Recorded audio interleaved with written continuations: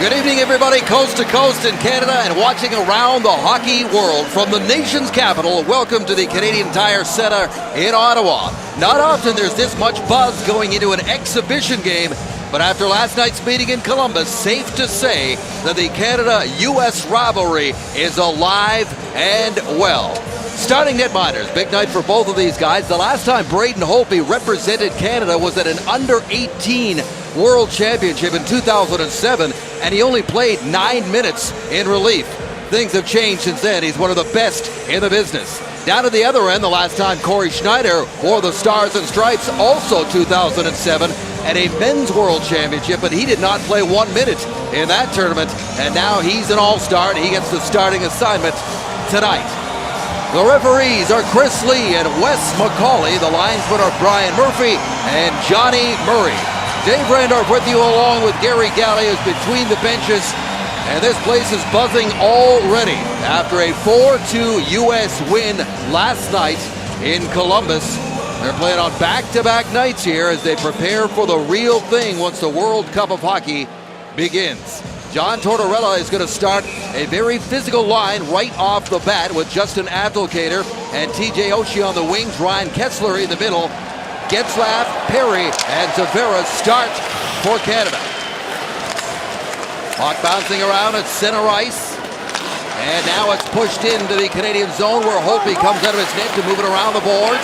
Here's Tavares. On to Getzlaf, he shovels a backhand feed near side for his Anaheim teammates. Corey Perry wearing number 24. John Carlson gives it up to Tavares, who puts it back to the line, controlled by Vlasic. His wrist shot wide of the mark as Canada tries to go to work here early. Big hit on Kessler. That is Tavares who dumped Kessler early. And the temperature rising already. Both teams change. And there is Kessler, who is heading right down the tunnel for a look-see already. Here's Derek Stepan with a puck for the U.S. Puts it towards the net, bounces off of Holtby and then back into the corner. James Van Riemsdyk out of the ice. His first game since January with the Toronto Maple Leafs. He suffered a broken foot. Back to get it is Erik Johnson back in the line for Team USA. Drew Doughty can't handle that one and escapes, but Canada has the puck. Jay Bouwmeester drifts a shot well wide of the mark. There is Blake Wheeler. He's bumped off the puck by Couture. And now Taves in a puck battle along the wall. Gets it deep down low. Scooped up by Stamkos. Pass in too tight there for Marchand. Up to Stamkos. One-timer Marchand can't find the handle. Gets it in there. Bouncing puck, and it is cleared by Team USA. Quite the start here so far. 2 minutes into this one. Let's go. Alex Pietrangelo to Marchand. Gets it in there for his Boston Bruin teammate Patrice Bergeron, who is centering this line tonight because Sidney Crosby is a healthy scratch tonight. That shot right on. Rebound just past the open side of the net, and it's swept away. And now Kane has got the puck. Patrick Kane steps in, flips it towards the net. Holtby steers that one into the corner. Bufflin gets it to Parise. Now Patrick Kane's going to dig that out. The reigning NHL MVP to Joe Pavelski. And that one-timer on the back door almost clipped for Bufflin. Now it's USA with some pressure. That shot is deflected up and over the net. Back to the point they go. Floating, firing right on was Kane. And that rebound is scooped up and cleared by Burns. And Canada's away. Potential 2-on-1 break. Stepping in over the line is Marchand. He's in deep. And forced all the way around the net. Back to the point for the one-timer from Weber. And the puck goes into the corner.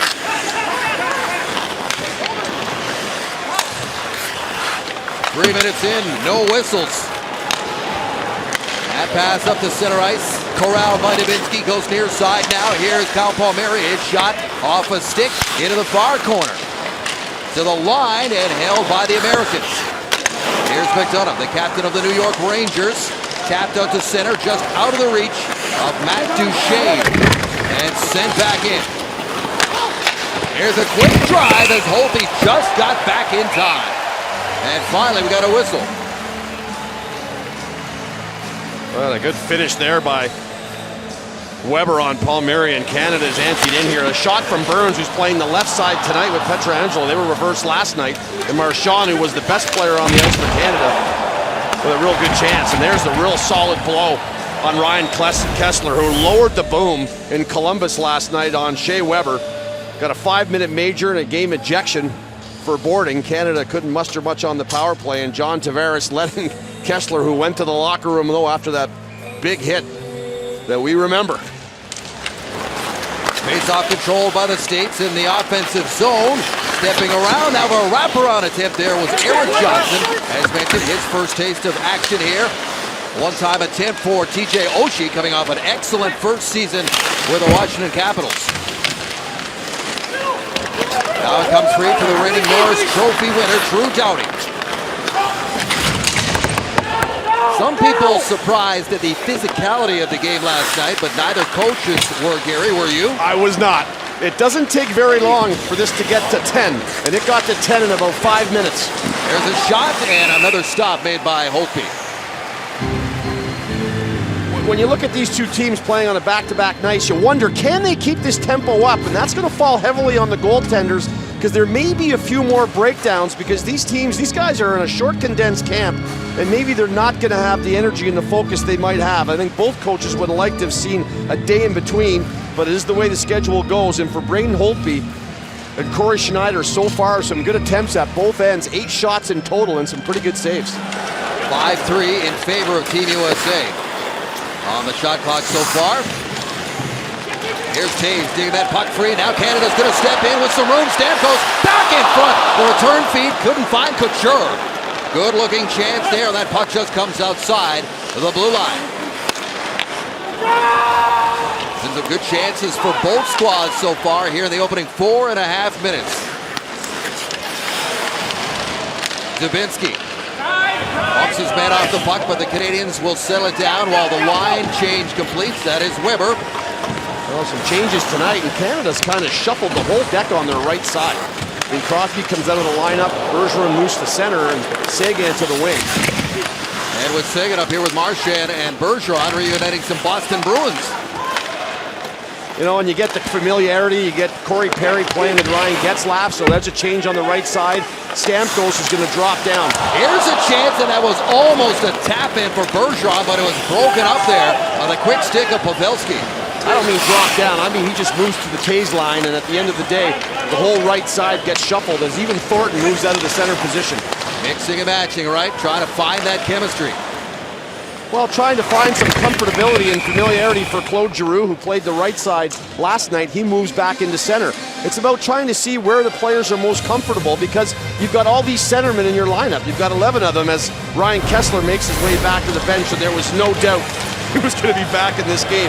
Here's a breakdown on the USA. They were a bit sloppy last night as well, and I think Stamkos should have took that shot, although Logan Couture was pretty upset he didn't get his stick on this. He felt he should have had it.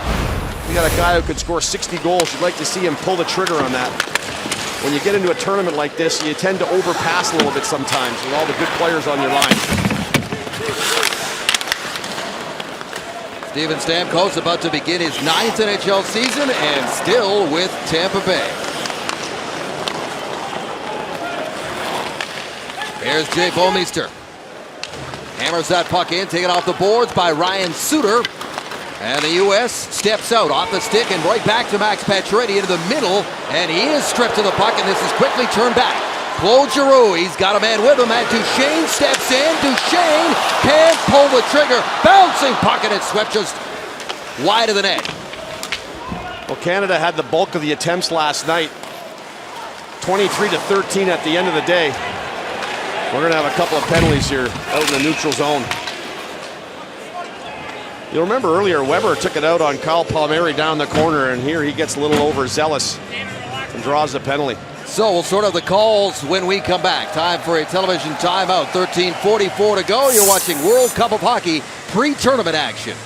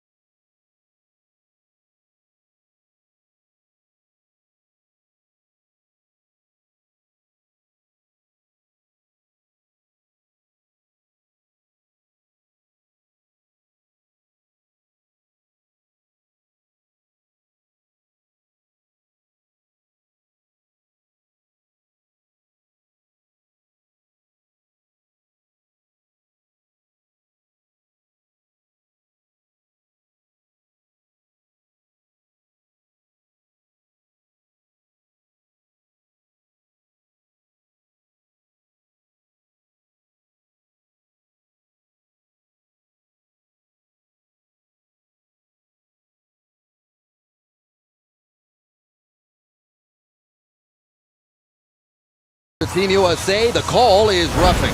Well, and the benches used to be across from each other in the day.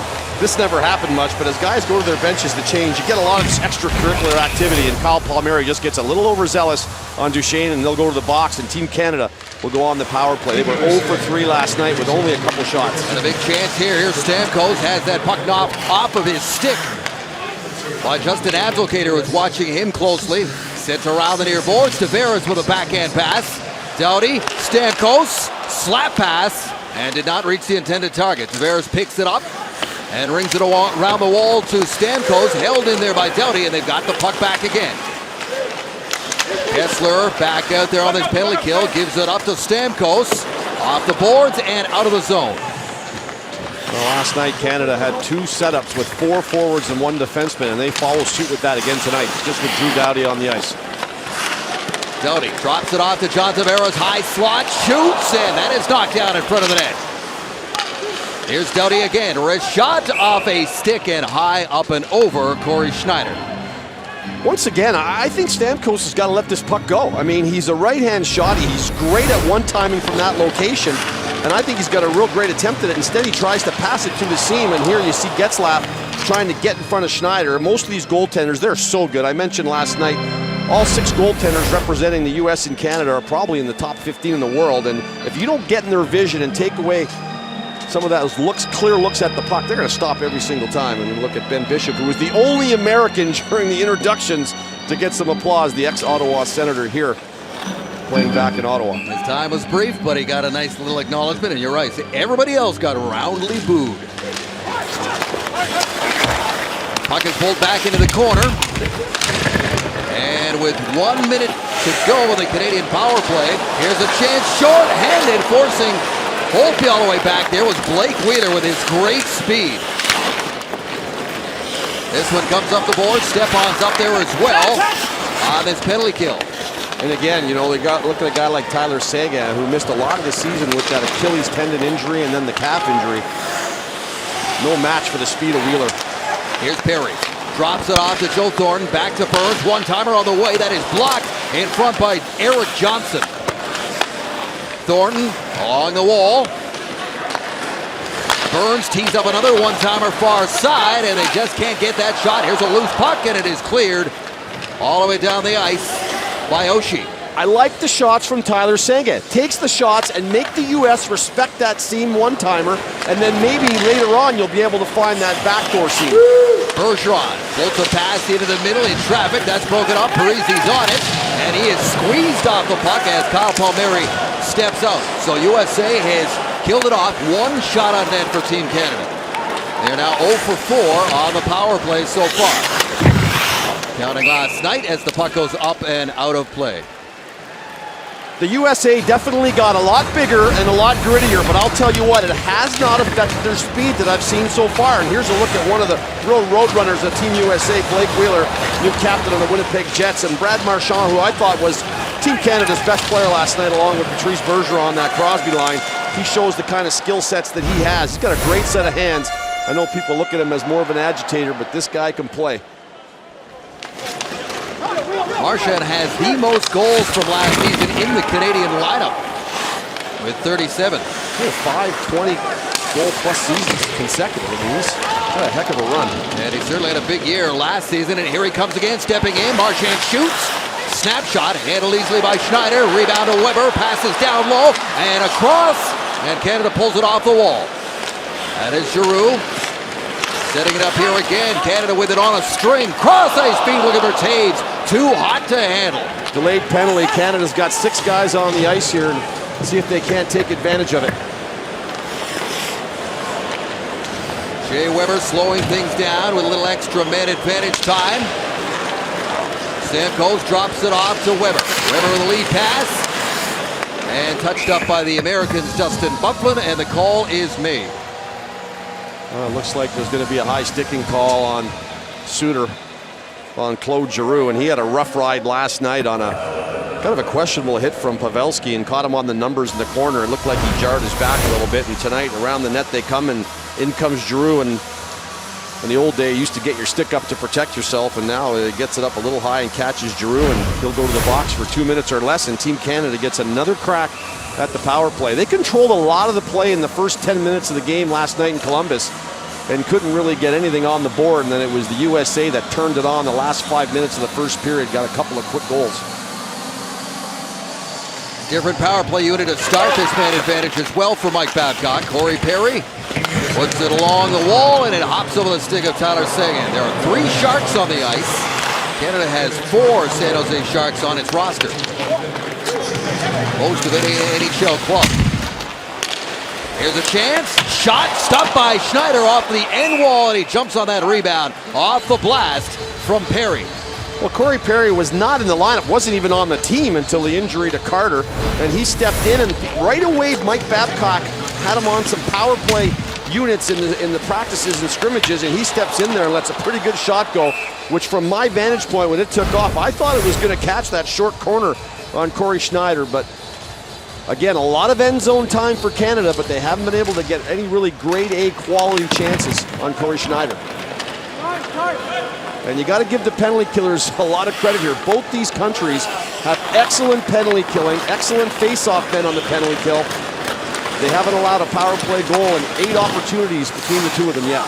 Wheeler's back out there. He had that shorthanded chance on the last penalty kill. He's got 6 shorthanded goals the last 2 seasons alone. Here's Taves, cross-ice feed, just hit there. On its way by Carlson. And that one is turned over, and it's going to be pushed out of the zone by the USA. Ryan McDonough skates it in, checks around, and then just puts it deep. 1 minute already gone, Gary, in this power play.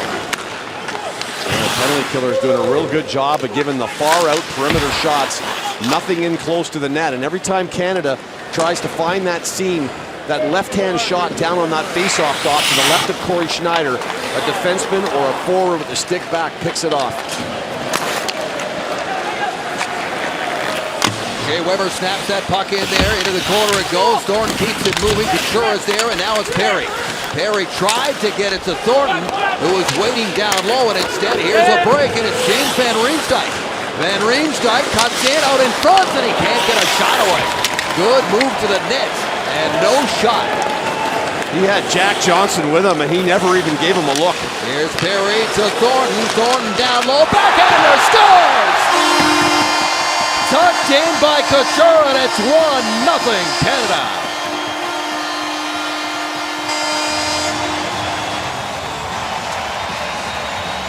It happened last night on a Joe Thornton miss. USA came right down and scored.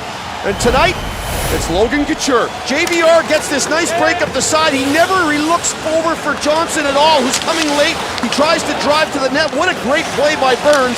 And here they come the other way.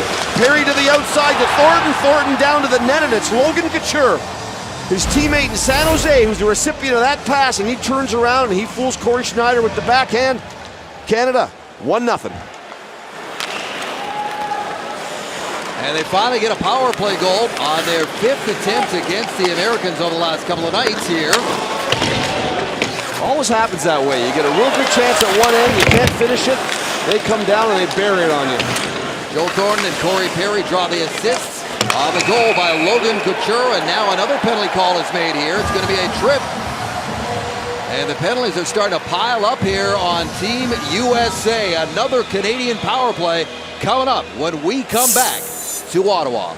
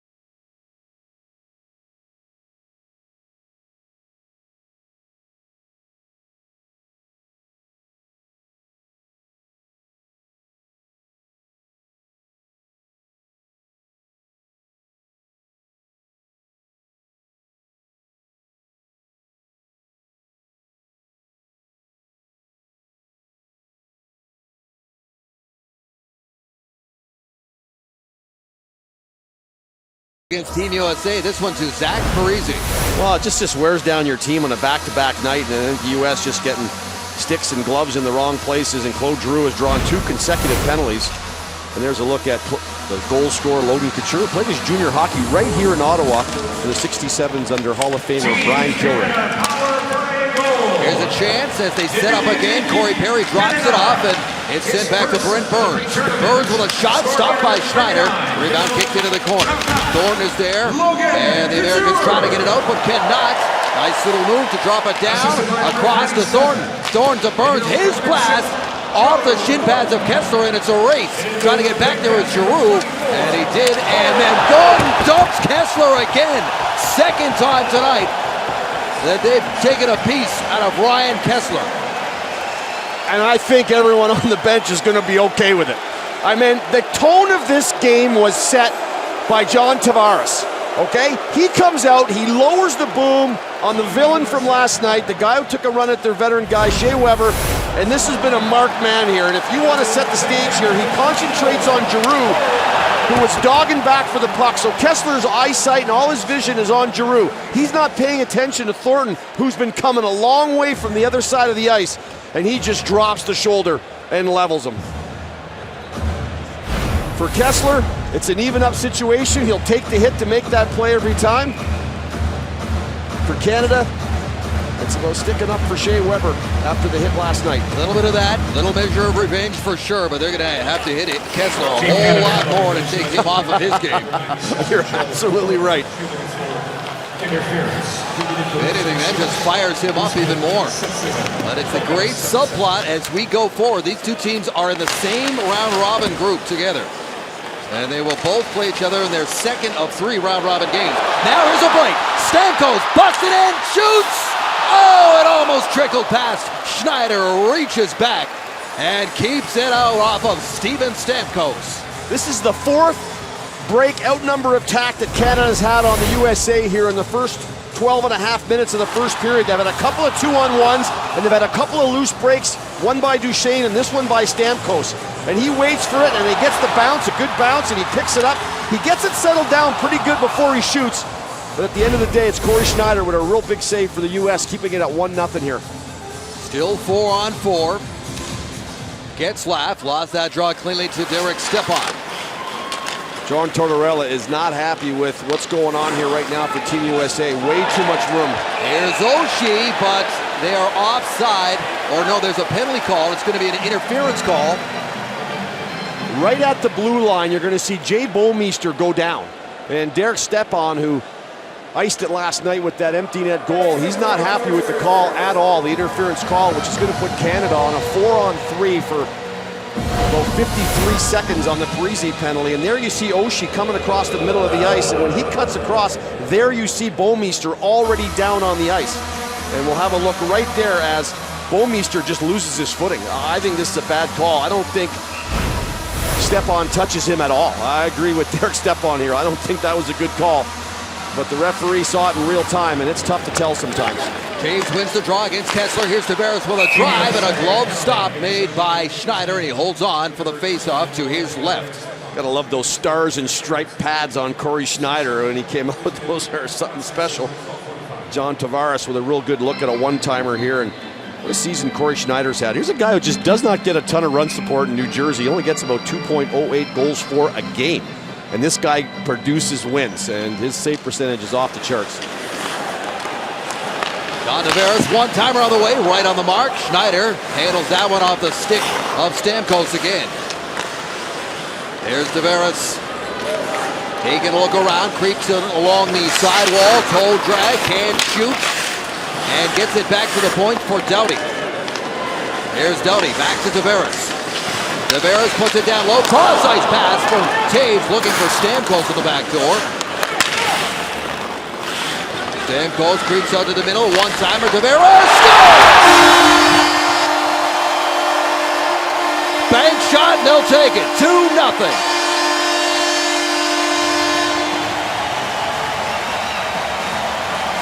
Penalty trouble for the U.S. Whether you like the calls or not, you're on the road.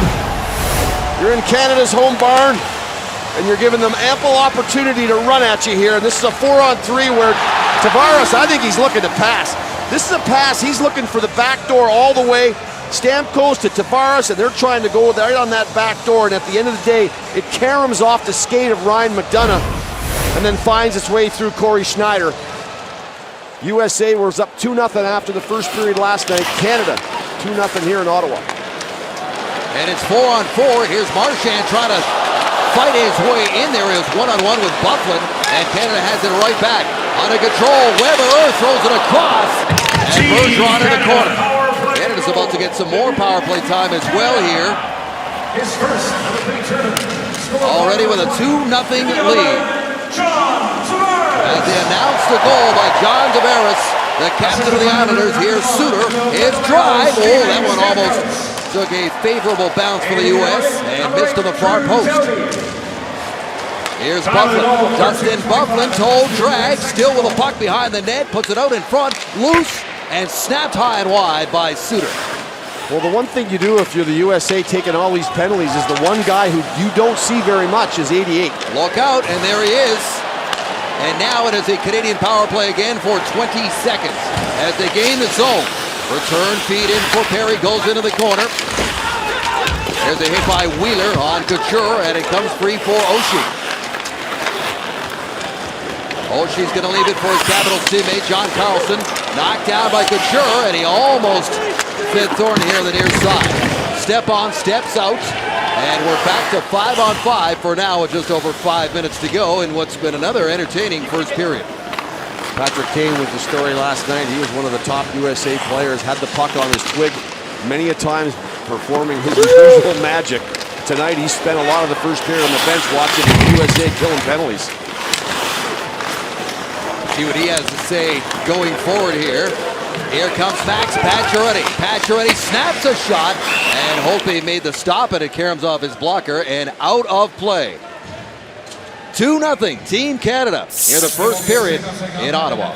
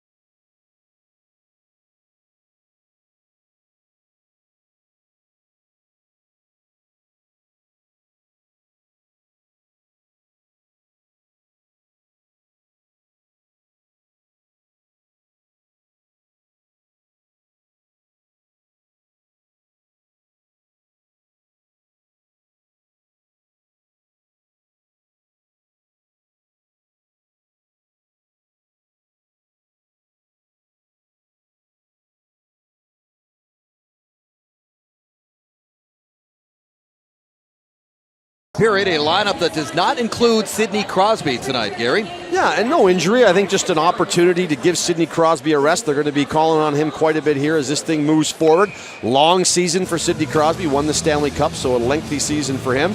So the opportunity to give him a night off, give him a little rest, and keep his batteries fully charged. I think they know what he can do. Yeah, he's on the team. Jake Muzzin is the other guy who comes out of the lineup on the backside for Mike Babcock. I liked him last night. You know that? I thought he was one of the D for Canada that played very, very consistent last night. I think Pietrangelo was their best defenseman, and he was playing on his offside. Here's Getzlaf, throws it out in front, scores! Jay Bouwmeester!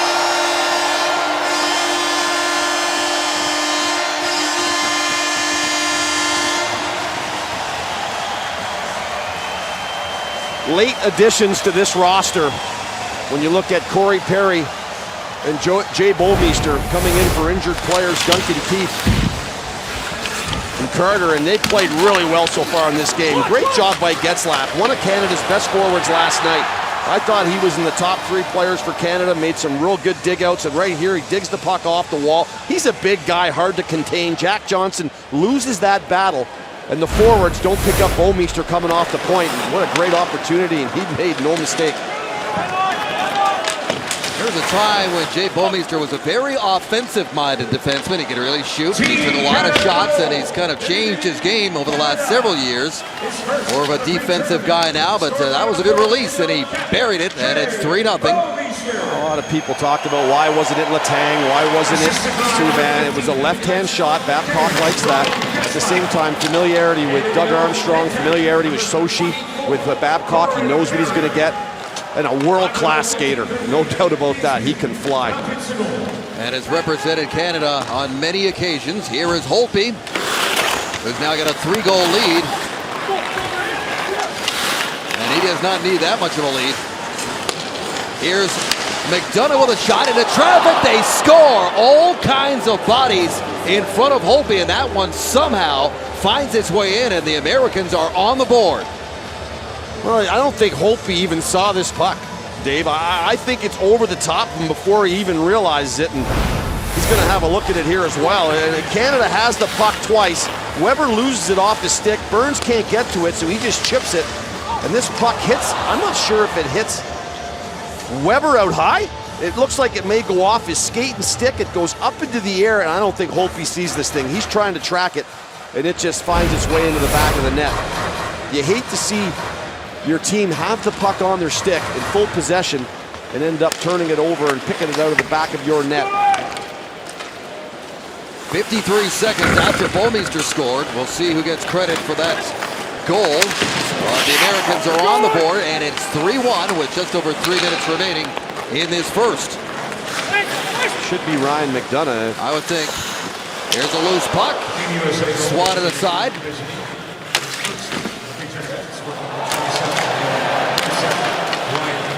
And they do give Ryan McDonough the goal. You're exactly right. Here is Parise. Zach Parise. Byfuglien goes across, and that pass was too high for Kane. Byfuglien to Kane, once upon a time teammates in Chicago. They're Stanley Cup champions. I think he was patrolling the wing back then, though. He was. He was. And we get another call here. It's going to be interference, and this one is going against Canada. So now the Americans, having just scored, get their first power play of the night. Well, Jay Bouwmeester is going to get called for interference. At one time, I thought maybe JVR had got his hands up and clipped him on the side of the head. Watch JVR's hand as he cuts across. There's no doubt it's interference. There you get that little backhand rub on the back of the helmet. So I thought maybe they might both be going, but the call is on Bouwmeester. It's the right call. When that puck gets dumped by you, and that's a strategy of all forwards now. It's hard to get around these big rangy defensemen. So what you do is you got all that speed behind you, is don't lose it, chip it off the wall, make him turn, and if he doesn't turn, he's got to hold you up, and you draw the penalty. 2:26 to go. We'll see if the U.S. can tighten up this difference here. They were 0 for 4 last night with the man advantage. So the thing that happens, Dave, is they got such good centermen taking these draws. They're winning 60% of the draws when they're shorthanded. So right away possession, right away the puck goes down the ice. 20 seconds to get it back in the zone. And USA, they just haven't got it back yet. Now it comes off a 1 draw by Canada. Jonathan Toews leads the league in shorthanded faceoffs this year at about 59%. Ryan Suter's pass on the tape, and it ends up back here near side with Patrick Kane. And that one drifts up and out of play into the netting. Play whistle down. Well, Patrick Kane, what a season he has had. First American to win the Art Ross Trophy. Also won the Hart Trophy, and there was no mistake there. What a fabulous season he laid down this year, and a real coming into his own as a leader. I think John Tortorella and the coaching staff here and the management team have asked him to be more of a leader. And I think he's up to the challenge.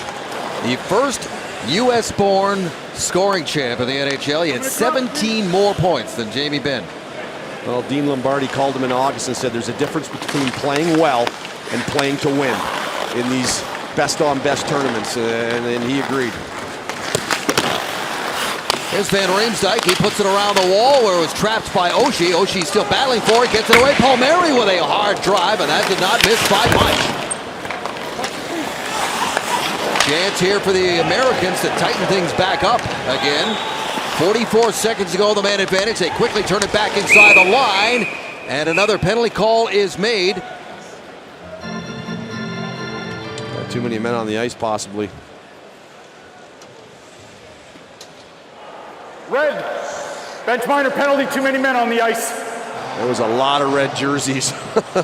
It was a sea of red coming off the bench, and we'll have a look here. On the left side of your screen, look at all the players there. So there's 6 right there. Yeah, it's gonna get. That's they're not gonna miss that now. And with 1 minute and 6 seconds to go, they're gonna have 40 seconds.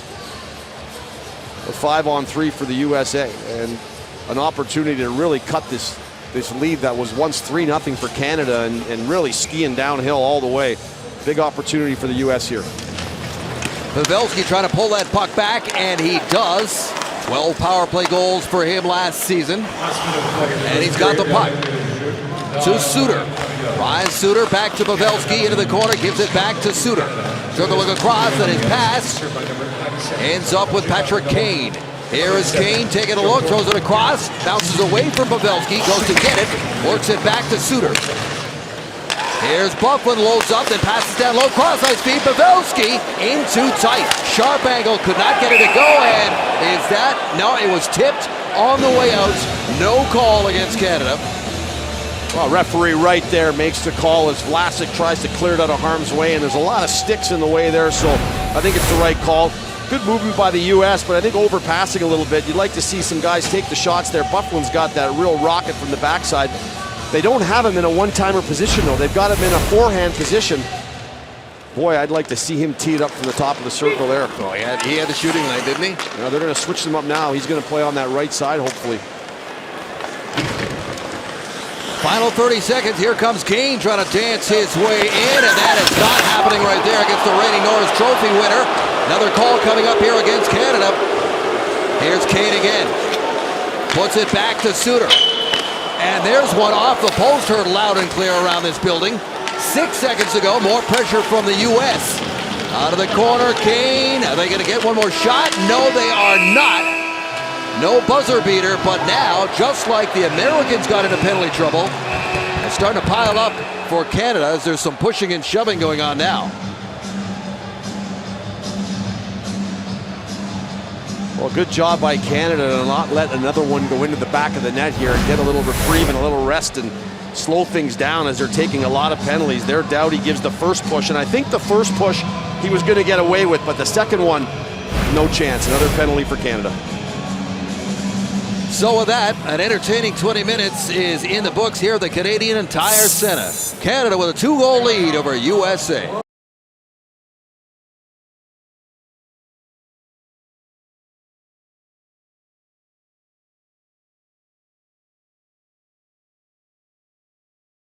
Display in that first period. Jay Bouwmeester replaces Duncan Keith. He scores a goal. Corey Perry replaces Jeff Carter. 2 assists for him. And Logan Couture replaces Jamie Benn. He scores as well. Canada with the 3-1 lead after 20 minutes. John Tavares also getting in on the act. A little luck off the skate of Ryan McDonough. We will get Nick and Elliot's thoughts on the first coming up next. World Cup of Hockey.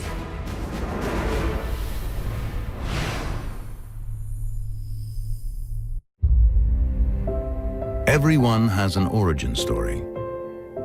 The place where you're born,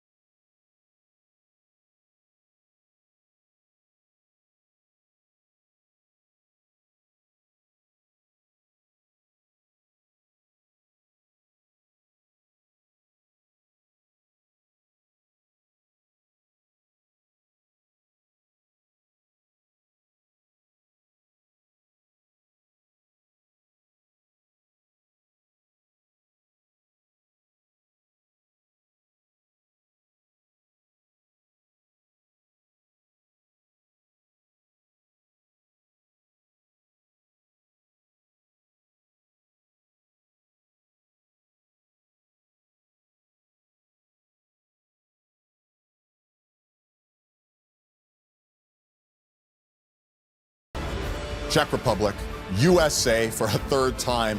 That's on Sportsnet next Tuesday, and then Europe the following night. John Tavares, big first period, big hit, big goal, standing by with Christine Simpson. Well, the penalty box was a pretty busy place in that period, John. Canada's power play went 0 for 3 in the game last night, though. What's helped it click for you guys tonight? I think it's just playing another game, It's been a few months since last night, so just kicking off some of the rust, and the more we get out, the more we get familiar with one another and the setups and looks we want to have. So got some good opportunities early, and, we created a lot of chances, and nice to capitalize. Speaking of getting familiar, you got things started with the big hit on Ryan Kesler tonight. Is it safe to say he's got a bit of a target on his back, perhaps? He's just trying to set up the game the right way. You want to be physical in the forecheck, and he just so happened to be the guy. So, of course, a guy like him, he wants to play as hard as he does. We're not going to back down. We're going to stand our ground, and we want to initiate the play. Thanks, John. Thank you. Just trying to set up the game the right way. Elliot Friedman, Nick Kypreos. Pretty prophetic words there, because it was that hit, Tavares on Kesler, that really set the tone for that first period, don't you think? Well, Tavares wasn't taking the bait. Christine there did a great job asking that right away, but he wasn't. He didn't smile. He just played it straight. But everybody knows what they're referring to, and that was the play last night with Kesler on Shea Weber that really got him ejected from the game last night and set a huge tone. And right away, we were wondering how this game would be officiated. We were wondering how hard they would come out, and we learned quickly. Tavares went right after Kesler, who temporarily went back to the room, and then you're going to see another angle, but at the other end of the ice, Shea Weber and Kyle Palmieri, and watch Palmieri. It's like, what are you doing? What are you doing? And then he takes a penalty. And I thought the Americans kind of became unglued. They're like, we have to come back and answer what Canada's doing on the first couple of shifts. And the next thing they know, they've given up a couple of power play goals and they're down 3-0. Nick, we talked in the pregame about the difference between the two games. Last night, there were 31 penalty minutes. We're at 16 already in this game. And one thing we've seen between Canada and the U.S. historically is that when they play on the North American ice in an NHL kind of game, the penalty minutes go up. Without a doubt. And we know that because the number on average in 1996, when these guys played, were averaging 45, 50 penalty minutes. Yeah. And go to the Olympics, and there's just a different style of hockey internationally when it comes to either the NHL style or the Olympic style. Much more conservative. They don't tend to push the envelope when it's the Olympics. We never see scrums like this in the Olympics. This is McCulloch here, and Emelin going at it, 1 punch, 2 punch, 3 punches, 4. It doesn't matter. Now, listen, you could sit there and argue what's better, what's worse, what do you like better in international hockey, but these guys have made it clear that this is more the feel of perhaps that first round in the NHL playoffs. Well, they'll go after each other, not necessarily drop the gloves for fighting, but the rest of it, the scrums. Everything seems to be a lot more personal when it comes to an NHL-styled international hockey tournament. Guys, really quickly, is there a home ice advantage here? Because if that's the case, Canada's going to love the fact that all the real tournament games are going to be played at the Air Canada Centre, because if Canada holds on, it's going to be 7-0 for home teams thus far. I don't know how you can't think that there's going to be an advantage, Elliot. Canadian soil throughout the whole tournament, absolutely. Yeah, meanwhile, we talked about the history of Dubinsky and Crosby a little bit before last night's game. What about Thornton and Kesler? There's something there, isn't there? Well, there's a bit of a history there. And tonight, Kesler, obviously a target, and Thornton took a penalty. And if you saw the Canadian bench, when Thornton was going off the ice, they were giving it to Kesler pretty hard. That's a clear penalty, but I don't think anybody in Canada who saw it is going to say, we have a huge problem with him doing this. They want to get some revenge. And here, this is 2011, the first game of the Western Conference Final. Thornton says to Kesler, want to fight? And Kesler said, no, you know what, I want to play. So there's a long history between these two guys. Obviously, Kessler's now in Anaheim, too. They have not hesitated to send messages to each other over the years, and another message tonight sent by Thornton to one of his fiercest opponents. Part of Canada's success is sometimes having players come into this situation and play roles that they're not accustomed to.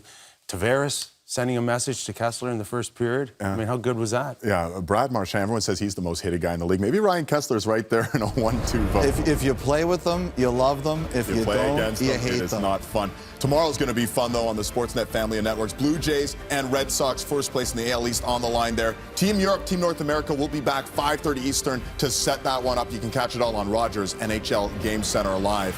We'll be talking Pride of Canada. Why is it so important to put on that Canadian sweater? We'll talk about that next, right here. You're watching the World Cup of Hockey.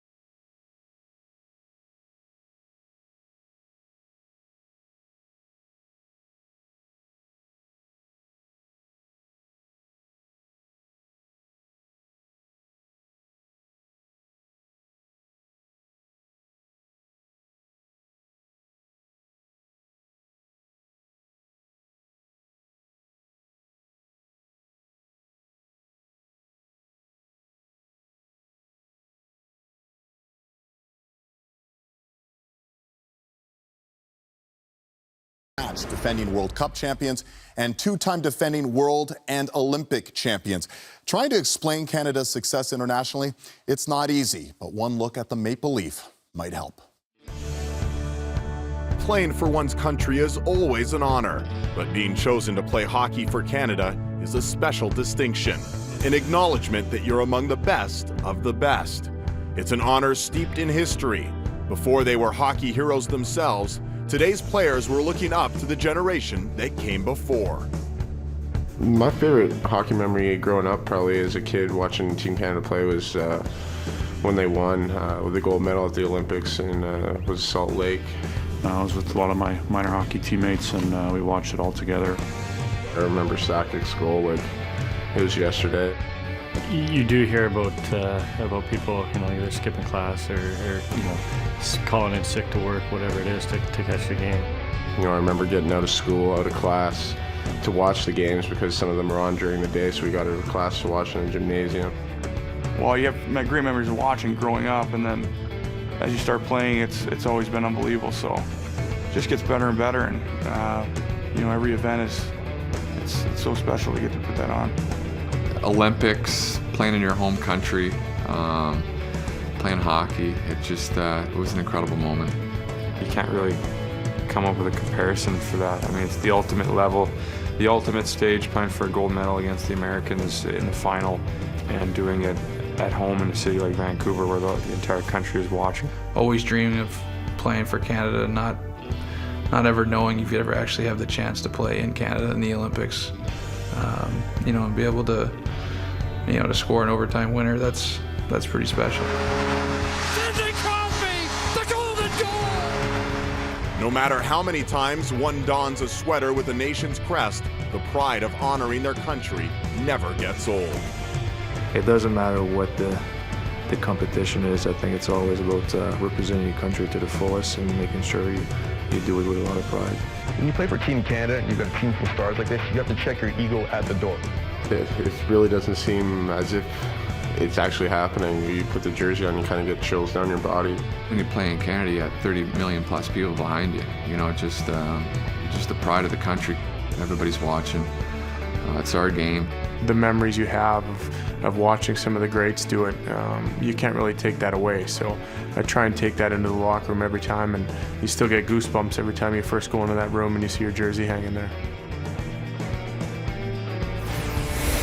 Nothing like Canadian pride, and Jay Bouwmeester, who was a member of the Gold World Cup team in 2004, he has Canada up by 2.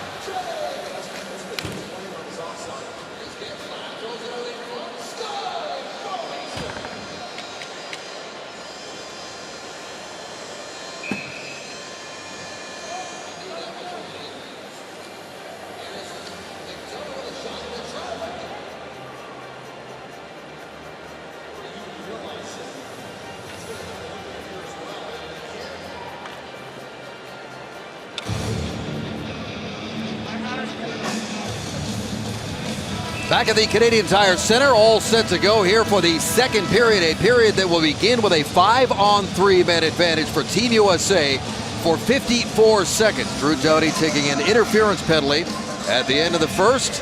Joe Thornton already in there serving the too many men penalty. And right away the play is whistled down. Well, Canada took advantage of some penalty trouble that the Americans got into and scored a couple of power play goals, their first 2 power play goals of the preseason, so to speak. These exhibition games, and for the USA to get back in this game, they're going to try to do the same thing right here to Canada, as they got quite a bit of time to work with here. Patrice Bergeron comes in to take this draw. He won 1 of just 6 draws in the first period, which is odd for him, the guy who had the most face-off wins in the NHL last season. Team USA steps in and they will set up. Here is Dustin Byfuglien. Comes across now to John Carlson. Carlson across, one-timer that caught the outside of the net. Off the glass, Carlson down, keeps it in. Carlson puts it back into the corner. Gets the return feed, goes back and forth now with Kane. Kane across, one-timer, scores! Carlson buries it, a beauty. And it's a 1-goal game, and they are still on the man advantage. Really nice movement by the Americans, and they're really patient too. Pavelski gets a real good look at a one-timer, and really he's going to score more often than not on these. Then they get it back, Kane settles it down, back up top, and then you're going to watch Byfuglien make the switch here. He switches with Carlson, and Carlson just rolls himself into the one-timer. Everyone thinks it's going back to Byfuglien for the big boomer, and instead he splits the seam over to Carlson, and he rips it into the net. Nice setup by Patrick Kane. John Carlson, who struggled with injuries in the second half of last season. Back here, healthy, ready to contribute, and he's got his team back within 1. You know, it's important that you have that kind of movement and you get your body in the right position to take the one-timer as quickly as possible, because goaltenders get across the crease so fast now. They're so big, their movement is so good. Pass has got to be hard. Kane can't put it through there soft. It's got to be firm, and you got to pick it clean, and Carlson does a good job of doing that. We've seen a couple of D-men get in on the scoring tonight. First Bouwmeester, and now John Carlson. He's a talented offensive defenseman, and Braden Holtby is well aware of that. His teammate in Washington, there's a clear that does not get out. Now Stepan drops it off for Oshie. Oshie creeps into the corner, throws it in front. It bounces into the corner, hammered off the boards and past Suter. And down the ice with 1 minute to go in the 5-on-4 now for Team USA. Every time you ask these players when they're shooting on their goaltender, they're in their respective teams, you go, do you know his tendencies? They go, I can't even score on him in practice, let alone in a game. So they'll have a good chuckle over this. The stakes aren't so rich. Stepan snaps it, does not get to the net, blocked by Pietrangelo. He banks this one off the boards, and Getzlaf does the rest, and now here comes Marchand. The speedster in there against Suter. Knocked off his skates, penalty call coming up. We've seen a lot of these collisions close to the boards, and we watched Tyler Seguin go in feet first last night in Columbus when they had a bit of a collision close to the boards. Marchand tracks his puck down. Suter's not the quickest of foot, but what he does is he makes his angle good. He gets on a 45, and he gets on that track where he knows Marchand may get to the puck, but he's not going to get to the net. Good job by Suter, and it's just a slight shove. Not really enough to knock him down, but I think Marchand was getting ready to jam on the brakes, and the skate came off the ice, and down he went. And it is enough to obviously end the power play. So 4-on-4 now for 32 seconds, and then it will be Canada back on the power play. Here's a face-off win by Bergeron. And this one comes around near side for Vlasic.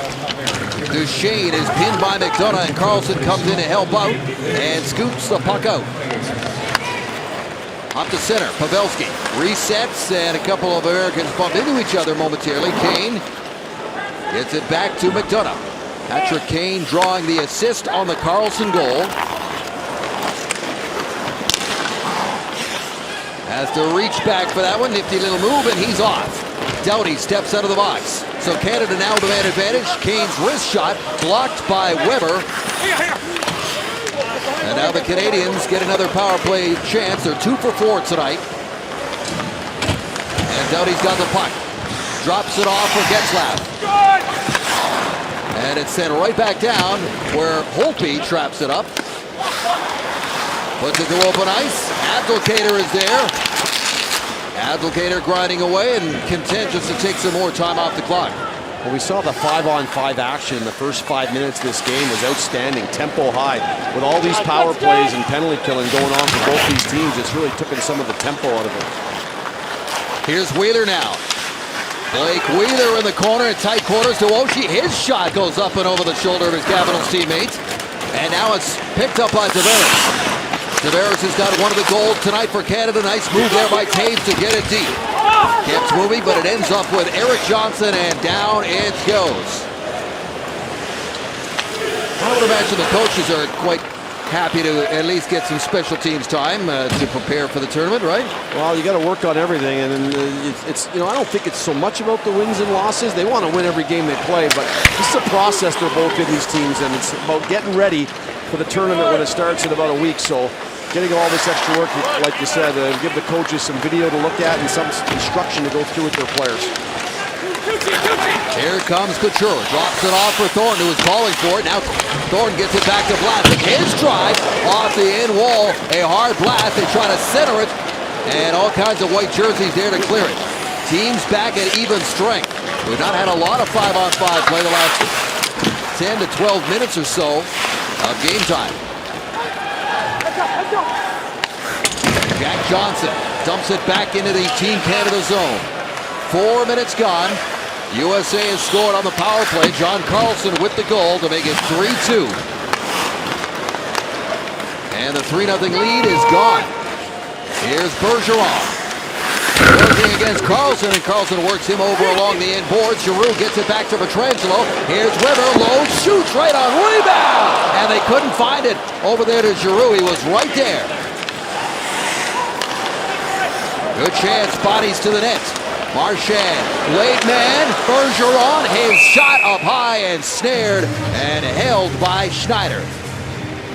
Well, Canada did a really remarkable job of killing off those penalties, especially a couple of 5-on-3s, and they've got themselves a 1-goal lead still, which is pretty good. And here they go right back to the offense, a shot and rebound, and USA is a little bit guilty of letting the Canadian players get in and infiltrate behind them. There you see Marchand, Giroux both in behind the defenseman, and when you're in front of the D-man, you get first access to all those rebounds, so the defense or the U.S. are going to have to do a better job of boxing out. Taves loses that try. He was a perfect 7 for 7 in the first period.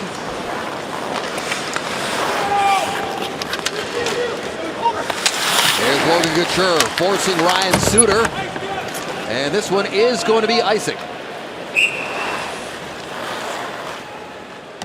Well, the United States had the big win last night, and I think for John Tortorella, and talking to him before the game, I mean, he was happy with the win, but he felt his team was a bit sloppy. He felt there was a lot of room for improvement, but the one thing he was totally pleased with was the intensity and the work ethic of his hockey team, and that's the thing that's got to be automatic.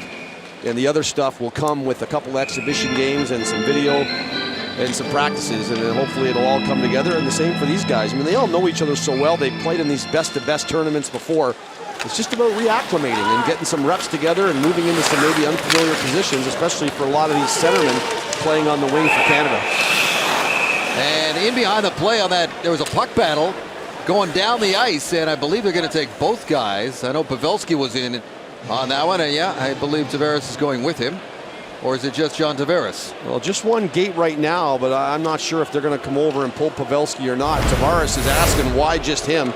Tavares reaches out on Pavelski to hold him up, but then Pavelski turns around and gives him the shot, and I think that's why you thought both of them. And you're right, Dave. Here comes Pavelski now. He's going to join him, and that's the right call. A tit for tat, and either don't call it at all or call them both and drop it and go again. I mean, certainly the specialty team work in this game, there's been a ton of it. That's kind of taken away that 5-on-5 rhythm that was so good last night in the earlier part of this game. And at the end of the day, I think Canada with the 3-2 lead, this is all about learning how to play with the lead, doing the right things. We're going to see a little 4-on-4 here. Kessler directing traffic for this offensive zone draw against Getzlaf, his teammate. And Getzlaf pulls that back clean. Leaves it for Shea Weber. Weber is going to see a whole lot more of this building now that he's in the same division. Crazy, you look at Team Canada, all 7 of their defensemen are from the West. Here's a chance for Vlasic, and the tip in front off the stick of Giroux and wide. One of those Western Conference defensemen, Vlasic, trying to make something happen there, Gary. Yeah, I mean, almost a fortuitous bounce off Kessler's skate there. I mean, Weber is now in the East, but when they built this team and scouted them, all 7 from the Western Conference. And now he's in a battle along the end boards with Kessler. Oshie comes in there to help out. He's tripped up, Getzlaf rolls towards the net, but it's picked up by Canada. Out to Giroux, who turns this one over, threw it right back. And they could not step in with TJ Oshie. Good pressure here right now by the Americans. That one hops off a stick, and now Canada's able to skate it out. Claude Giroux stops up, floats it towards the net. That is knocked down. Long stretch pass for Kane. Very familiar with that play. They love that play in Chicago.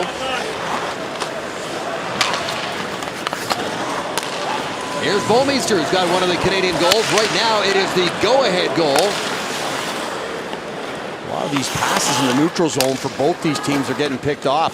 A couple of extra steps and put the puck in the zone. Get some forechecking going. They're trying to make these cute passes through the middle of the ice, and it's just a parking lot there. And that was a pass that bounced off of skates right into Holtby. He'll hang on, and we will take a break. You are watching the World Cup of Hockey pre-tournament coverage from Ottawa.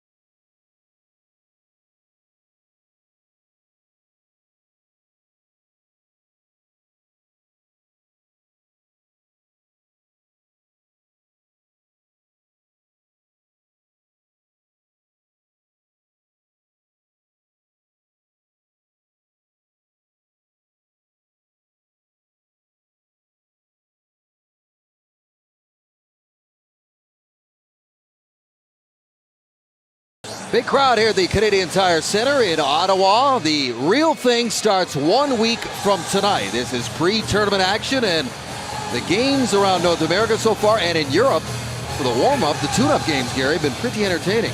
Well, absolutely. I mean, we were so entertained last night, and the North American team really showed that a little bit of youth and exuberance can go a long way as they took down Team Europe. So I'm really looking forward to seeing when it's playing for keeps. We'll see that Team North America again tomorrow night at the Bell Center in Montreal. Here's Bouwmeester, centers the pocket that got past everybody, and it's picked up by Davinsky. Davinsky's pass ends up with Doughty. He's being watched there by Wheeler, spins it back, turns it over. Byfuglien loads, shoots, and getting down and blocking it was Bouwmeester because Byfuglien was on the ladies' tee there. Well, a sloppy play from Doughty. What he thought was a wide open player, didn't realize Byfuglien was stepping up, and Doughty makes the little spin. He tries to lay it back across, and Byfuglien reads it. Nice read and walks right in, and Bouwmeester with a goal tonight and a big block has looked really good. I think the players that have come into the lineup tonight, you look at how Perry's played and how Bouwmeester played. I mean, you get your foot in the door and get it open. Don't let it shut, and both those guys have played extremely well. Pulled back, Carlson taps into open ice, sent in, and that almost redirected on the near side. Players grind it out in the corner. That bounced away from Seguin. Here is Thornton. Using that big frame to protect the puck. Up the wall and gets it back. And over to Alex Pietrangelo. Good pass. And they're in. Seguin in front looking for Duchesne. And he tipped it just wide. A couple of passes and a great chance. Here's Thornton in front again. Seguin still tied up by Pacioretty. Still battling. And it comes to the near boards. Line juggling from Mike Babcock.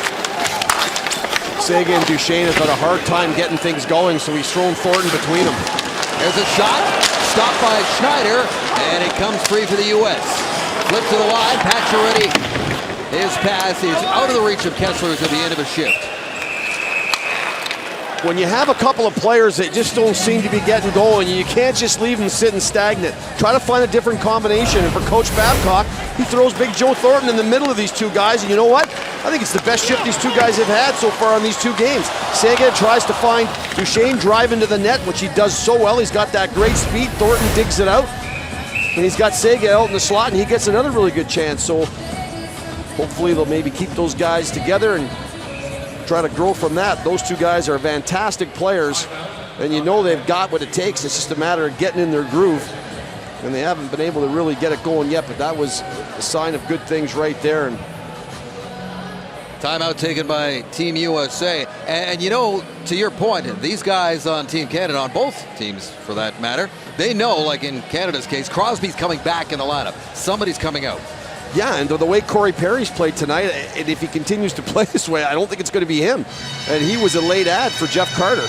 And for the U.S., you know, you look at a guy like Max Pacioretty, who started up on that line with Kane and Pavelski, and in about a period and a half, he was all the way down with Dubinsky on that fourth line. I mean, and he's kind of moved back up here with Applicator and Kessler, but both coaches are moving guys around, trying to find combinations to make all four lines effective.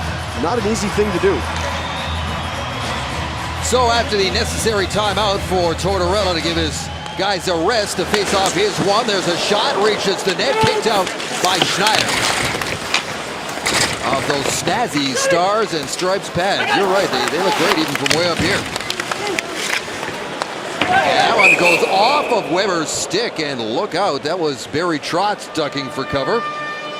Well, in the playoffs last year, we saw Jack Capuano take one on the bench and had to leave the bench, and he was fairly fortunate there. And you got Barry Trotz and Claude Julien standing about a couple of feet apart. The two of them are having a chuckle now, but I'll tell you, that thing left Weber's stick, and as soon as it caught the top of the stick, he was yelling. You could hear him yelling, the heads up right away, and luckily it did not hit any of those gentlemen. I'm sure it wouldn't be the first time. Capuano is here, part of the U.S. staff. That snapshot goes off of the shins of Eric Johnson. Big body gives Couture a bump. And Canada trying to get something going here. Pass back to the point, deflected up and out of play. And that faceoff's coming back inside the blue line. I told Jack yesterday when I saw him, I said, I like you better standing up than lying down. That was one heck of a puck he took in the playoffs. As Team USA slowing it down. I think Canada has played a lot in their end. I think it's been pretty good for Canada as a big bounce back after killing all those penalties and getting guys back in the groove. Remember, not every guy kills penalties, so you're missing shifts, you're missing your rhythm, so now it's time to play some 5-on-5, get some guys back in the action, get your lines back together. Marchand, a little anxious there. Gets back into position, they drop the puck, and it's sent down the ice. But David Backett's gone to Boston. Alex Pietrangelo, as Gary mentioned earlier, the new captain in St. Louis. And he's got the puck right now, trying to step in. Here is Pietrangelo looking around, shoots, looking for a pass down low, and a tip from Bergeron, and he just missed. There's Marchand again. His drive whistles over the net. Takes a bounce outside the line. Here's James Van Riemsdyk, and he almost stepped into the puck, rolled away from him. Crowd not happy with the snow job he gave Holtby there, although I think he missed him with most of it, didn't he? I think so as well. And again, some more line juggling for Team Canada and Mike Babcock. One of those other players I would throw in there with Seguin and Duchesne is Claude Giroux. He hasn't been able to get much going, so what he's done, he's moved him on that line with Bergeron and Marchand, a line that's been going really well. And here's Pietrangelo trying to find Bergeron going to the back door. He had 8 shots on net last night. That line, Sidney Crosby line, had 18 shots. And to put that into perspective, one line had 18 shots. All 12 of the U.S. forwards had 19. So that shows you how good that Crosby line was last night. And how good Jonathan Quick was. Early, real early. He kept them out of harm's way. Ben Bishop, we do expect to see him tonight, as well as Corey Crawford. In a backup relief role here to get some action, and USA is offside, entering the zone. Well, at the halfway mark, I do believe we're going to see Corey Crawford, and that was what Mike Babcock talked about, splitting this game. And as true to form, as we look at Corey Crawford, the 2-time Stanley Cup champion with the Chicago Blackhawks, real low pulse too. When you look at him and Carey Price and Holtby, when you talk to them, when you see them around their team, just very low pulse guys. They don't get too fired up. So when all chaos is around them, the one thing you can count on is they're going to settle it down. And as you talk about him, he is putting his mask on and standing up and getting ready to come into the game. Well, true to form for the U.S., they're going to give 2 periods to Schneider, and then we'll see Ben Bishop like we did last night. Bishop's going to hope, though, he's not jumping over the boards into a 5-on-3, and Sidney Crosby coming down Main Street on him. That happened last night in Columbus. That pass into the skates, and now the outlet to Eric Johnson. Sidesteps the check from Getzlaf. Getzlaf moves it along the boards, and here comes John Tavares with some numbers. Tavares steps in, drops it back. Bouwmeester fans Tavares, rebound, and Schneider with the glove covers up and holds on. So Schneider makes one save while Corey Crawford gets prepared to make saves at the other.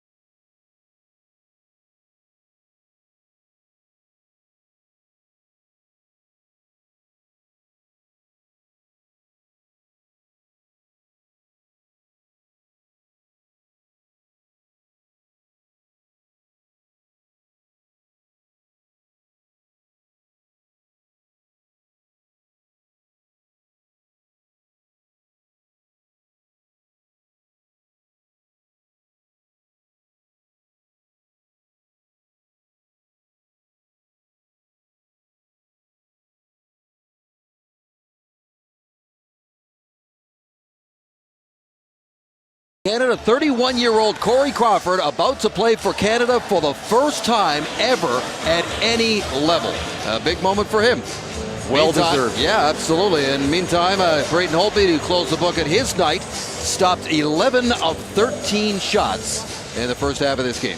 Yeah, and the one C&I puck that went over the top of him, I mean, there was just no chance. He didn't even know where it was. And then his teammate, John Carlson, on that 5-on-3 with that real back scratcher, one-timer there from the top of the circle. And again, hard to fault him on that. Otherwise, I think a pretty good performance for Braden Holtby. Not a ton of work, but when you're facing the best shooters the USA has to offer, every shot is a potential goal at your net, so you got to be sharp all the time. And I thought Braden Holtby looked pretty good, as Corey Schneider.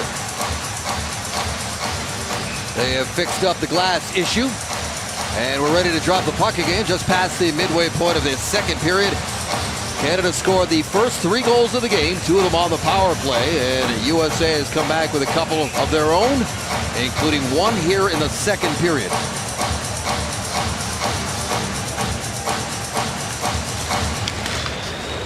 Face-off pulled back, but too strong, and this one ends up all the way back to Crawford.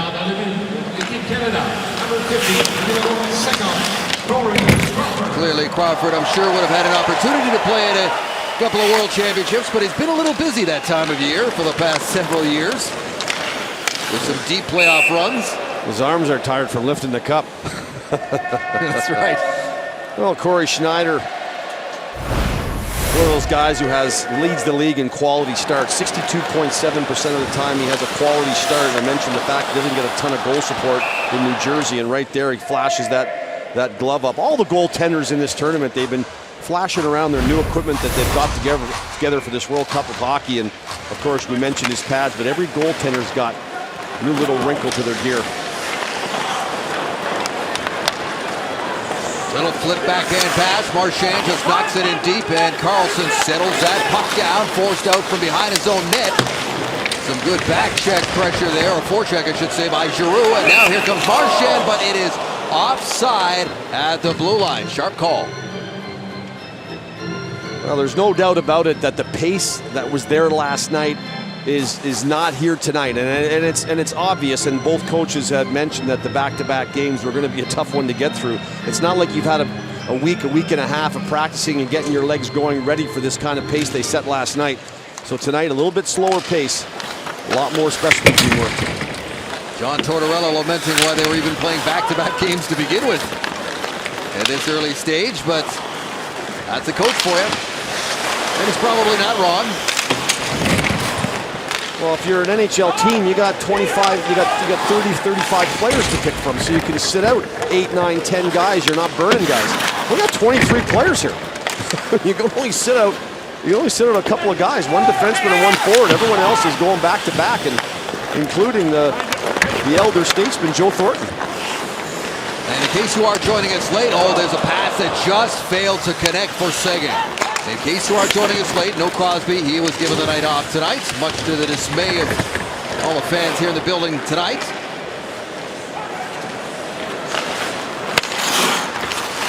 David Backes and Matt Niskanen were the scratches for Team USA. Here's Thornton, traps that puck. He is met immediately there by Bufflin, and Canada forced around the other side. Now a long pass again.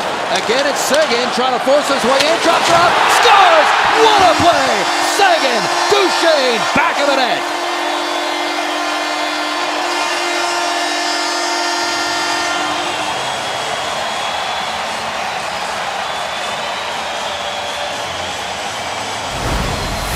Last night, Canada gained 2 and 3 zones on one pass, and what a play there from Doughty up to Seguin. I mentioned earlier, I like the look of this line.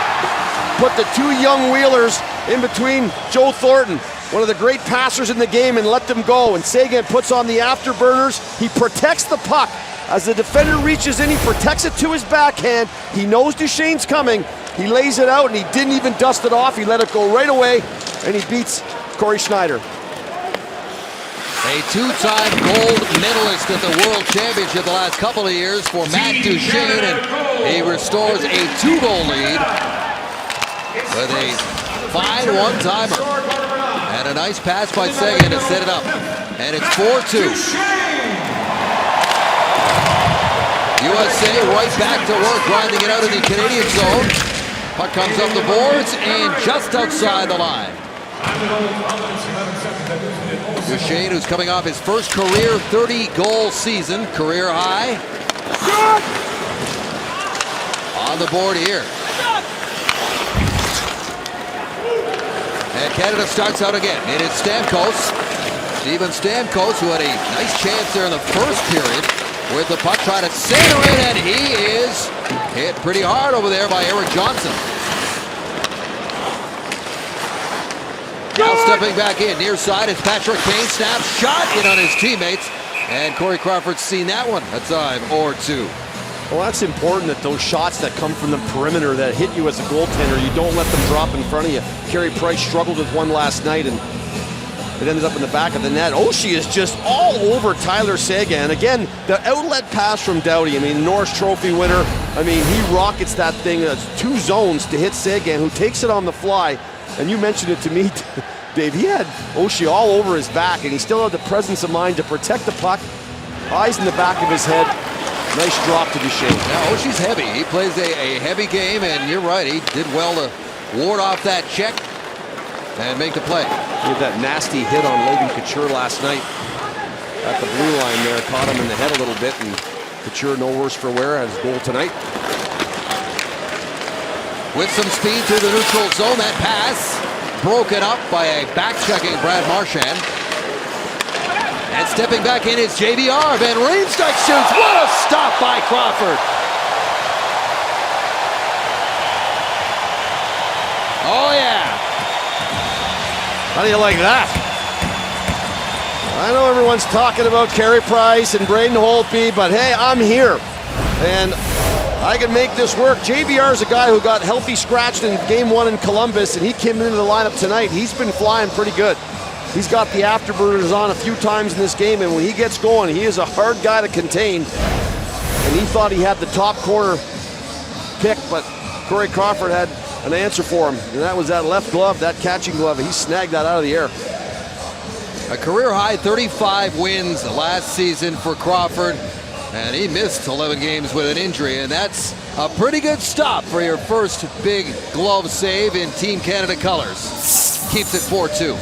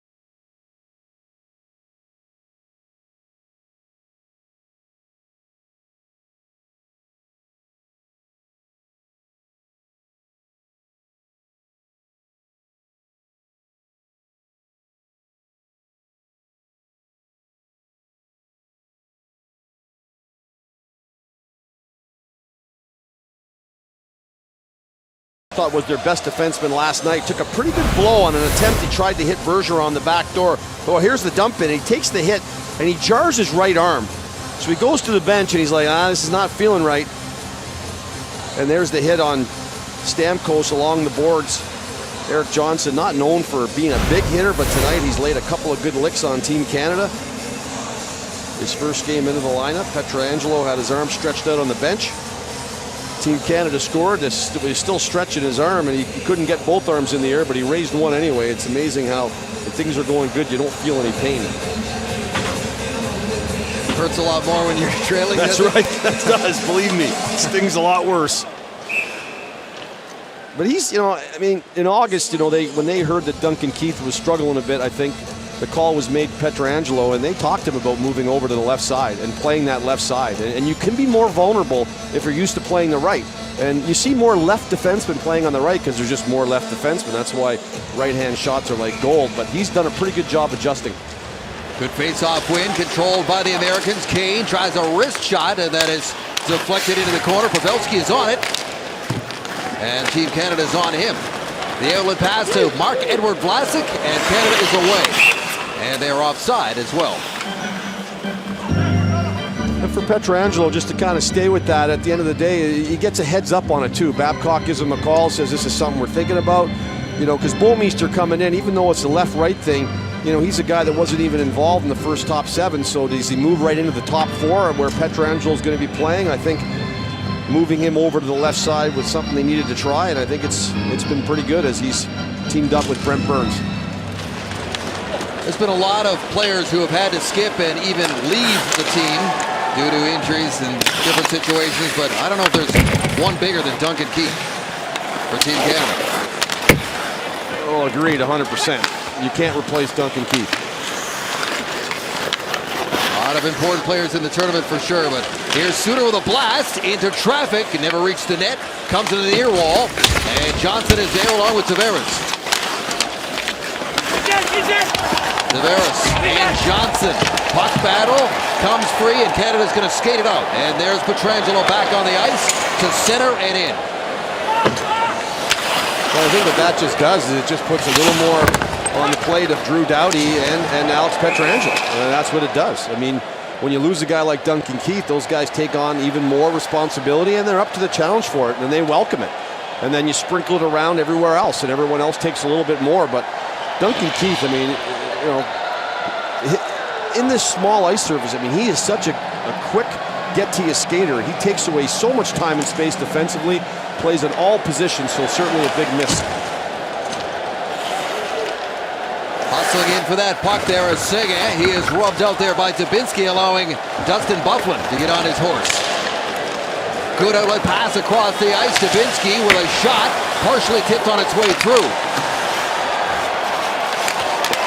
Crowd getting into it here on a Saturday night. Sold out Canadian Tire Center. Here's Palmieri. Throws it out in front. Puck bouncing around in heavy traffic. Pacioretty's shot goes wide. Dubinsky is on it. His fourth line trying to get something going here.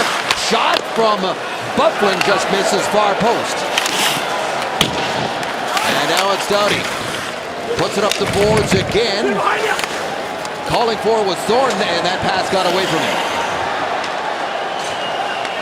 Well, some good end zone pressure by the Americans. I mean, they haven't had a ton of it in this game, but that was one of the better shifts. Stepan with a pass to Wheeler. Snapshot, long range. Stop made by Crawford. In the best on best, you have to know that you're not always going to be skiing downhill playing in the opponent's end. There are going to be some hectic shifts where you're going to spend some extended time in your end. How do you handle it? This is what you work on when you come to training camp for Team Canada and Team USA. You work on defensive zone coverages, and that's exactly what Canada does here. A real nice job, including Duchesne, who stepped up into the high slot to take away a one-timer from Pacioretty. This one banked off the glass. Down the ice, no icing, and now a chance for Marchand. Almost stepped out in front of the net, and the puck did not come with him. Vlasic keeps it deep. Back there is McDonough. He is surrounded by a couple of red jerseys. And it's banked off the boards, and now Wheeler tries to force Vlasic back. Canada steps back in. Backhand feed looking for Giroux. Did not connect. And it is blown down. 3:22 to go, second period. Well, offside at the Canadian blue line. They'll bring this all the way back towards the American blue line. And I like some of the changes that Team Canada has made. And the USA's made some minor adjustments to their lineup tonight. Of course, they bring in a couple of new players like Canada did. But they just made a few shifts. Parise moved up to that top line with Pavelski and Kane. And of course, Van Riemsdyk comes in and he moves into Parise's spot on that second line. So certainly their top six, very, very dangerous. All those guys were on the score sheet last night, Dave. Yep. You look at Parise with that tip-in goal in the high slot. Pavelski driving to the net for the goal number 3. You know, those are their top 6 guys. Those bottom 6 guys are more of those meat and potatoes guys. They're going to come out and bang and play hard and give you energy, but your top 6 guys have got to find a way to find the back of the net for you. Parise sitting on 299 career goals in the NHL. Here's a chance, open ice. Stamkos getting in there, shoots, did not get all of it, and looked for the rebound, and it wasn't there. Nice play by Suter.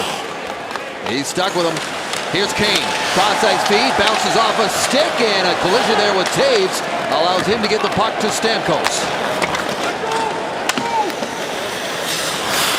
Stamkos collides down low there with Johnson again. Second time in the last couple of minutes those two have come together. And now he's on the puck, back of the net.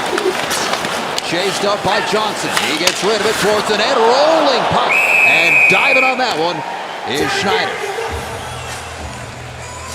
It's kind of like Steven Stamkos' playoffs. He missed pretty much the whole playoff run with that blood clot issue he had, and this here's an opportunity to play some real high-level hockey. I think Tampa Bay will be thrilled. He's going to be into this early now this year. Such a smart guy. He knows where the puck's coming. He steps into it. Suter does a marvelous job of getting his stick and on the angle into the play. But he is so dangerous all the time, and he's a lot quicker than he looks. You know, he's got a bit of a strange skating stride, but one of those high-step, long, hard strides, but he gets moving pretty good.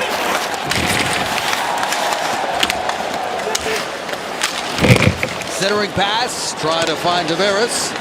And here is Kessler, who was a bit of a storyline in the first period. Hit a couple of times hard by Team Canada in the opening 20. Canada steps in. Here's Brent Burns. Cross-ice feed for Tavares. Got past him.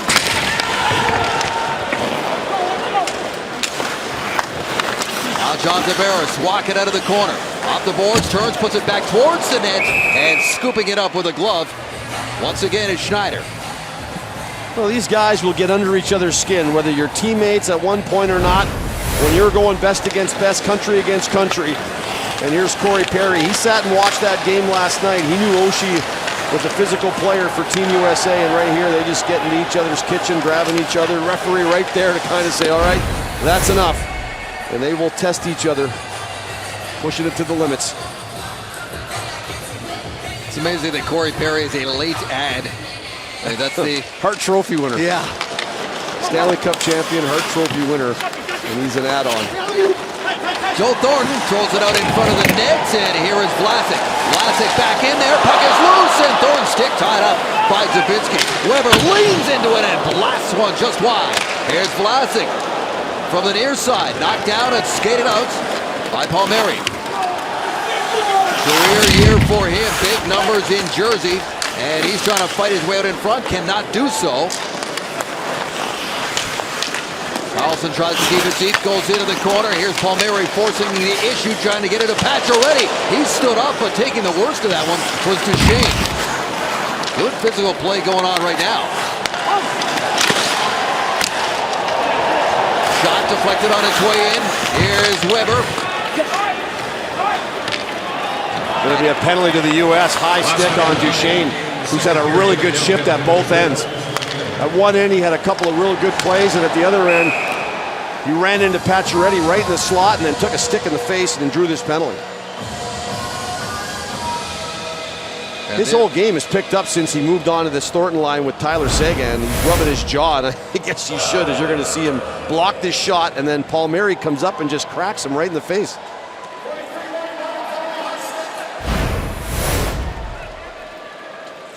And there goes Palmieri. As he should, and really excited about that line combination change. Real big difference between Duchesne and Tyler Seguin and Joe Thornton. They have found some chemistry. It's been Canada's best line in this period. Every shift they've been causing havoc in the United States end, and in their own end, they've played pretty good defensively. Getzlaf gets a new stick, and with 53.4 on the clock here in the second period, 6 power play opportunity now for Team Canada. They're 2 for 5. And they will set it up. Tavares. Saucer pass to Doughty. Doughty goes across to Stamkos. Cross-ice feed. One-timer just missed off the stick of Tavares. Out of the corner, Tavares looks around, stripped, gave it away to Stepan, who then gives it away to Getzlaf. Canada forced out, and here is Doughty. Finds Getzlaf, who steps in. In front of Tavares, backhander. Schneider ready, makes the save and holds on. He gets the armpit squeezed tight. These guys are such good in these tight spots, and I heard Mike Babcock talking about that in the pre-tournament talks with the media, that you got to get players that are good in these tight areas, and it's a small ice surface they're playing on. It's not an Olympic-sized ice surface, so things happen quickly, and you got to make these little passes and then get pucks off your stick quickly to the net. And there we saw earlier the goal by Couture from the pass from Thornton that he scored on. And right there, another quick backhand to the net.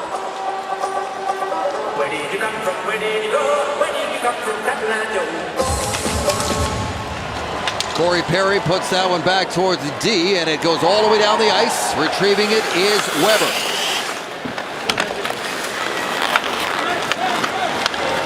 Here's Brent Burns, long pass. Karam's right to Canada, and Couture gets it into the corner. Time winding down, bodies collide again. That is Abdelkader, and in there for another late hit. That Perry, and here we go again.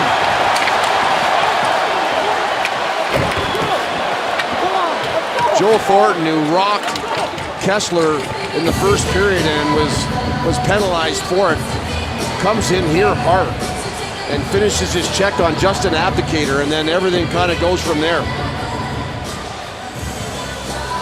You know, Corey Perry and Ryan Kessler are kind of those two villain type guys, and they love to play that villain. Right off the draw, there's the slash on the hand by Abdelkader on Corey Perry. Now he's going to pick up his stick, and then this thing's going to roll itself around, and Joe Thornton just lays it on him. In comes Perry to give Abdelkader a shot, and then all the shenanigans start from there. It's a bit of a schmozzle after that, as they're trying to sort it all out, and Weber got a chance to get an extra shot on Ryan Kessler, who buried him last night. You know things are getting good when Gary Galley breaks out the old schmozzle line. 4-2 after 2 in Ottawa.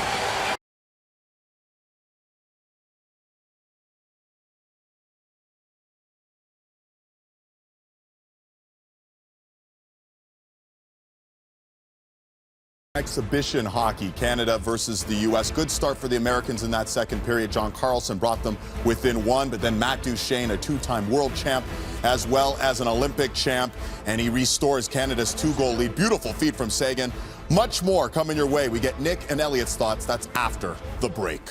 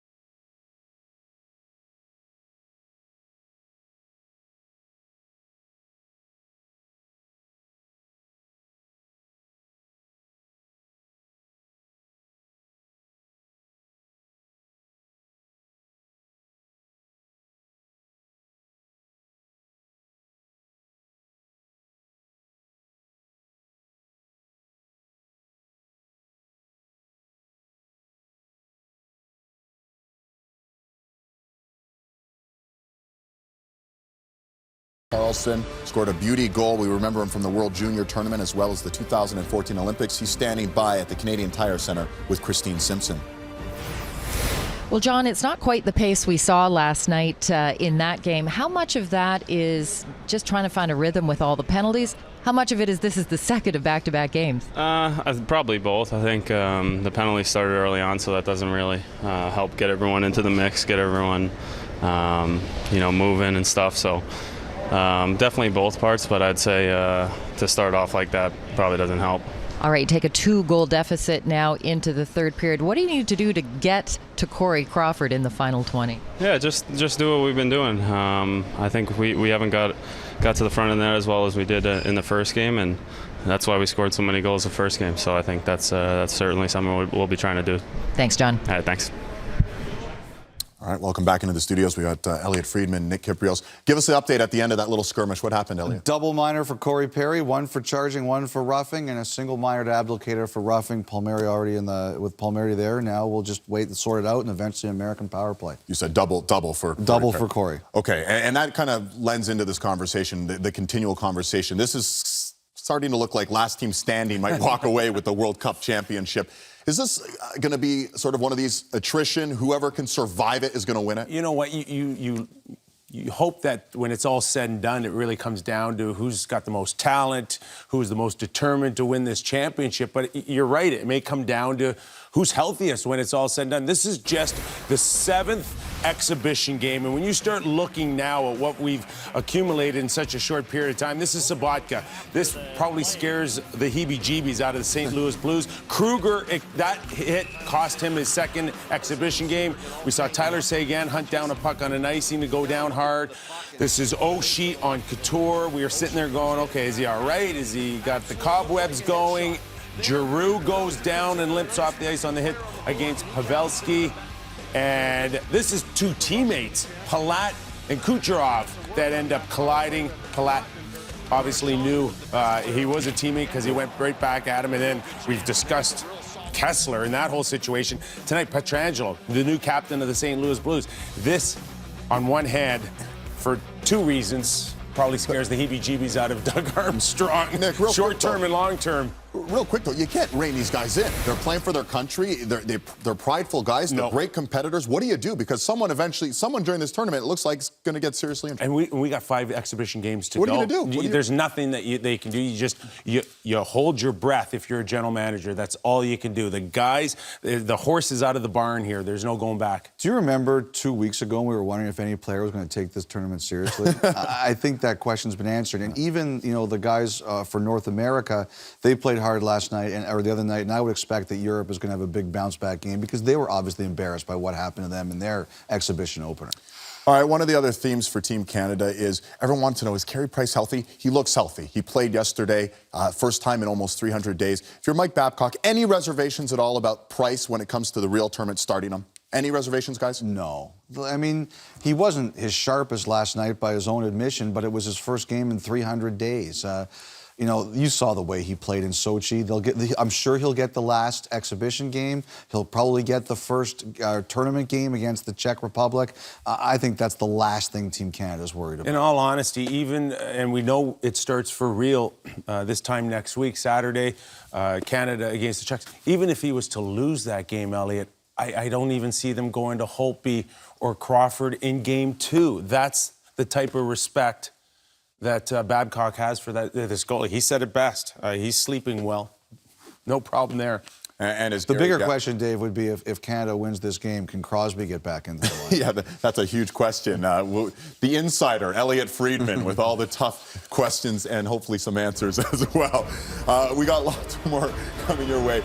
John Carlson, this was an absolute beauty. 2-man advantage helps him get some space. He finds the back of the net. Much more rolling your way. World Cup of Hockey.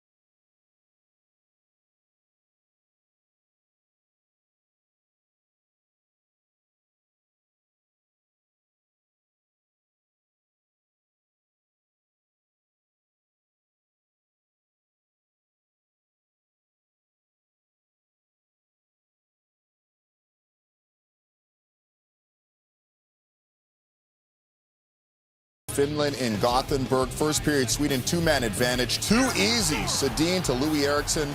Canucks connection finds the back of the net behind Rask, 1-0. How about that same duo? Eriksson again on the power play. Finds a seam and scores, beating Tuukka Rask. He has 3 goals in 2 games. Canucks liking that. Third period, 3-2 Sweden. Philip Forsberg to Nick Backstrom. No problem there. Sweden doubles up on Finland 6-3. Patrick Hornquist, 4 points in the win. They now fly across the Atlantic. Their next games will be in North America. How about Russia and the Czech Republic? Early third, no score in Prague.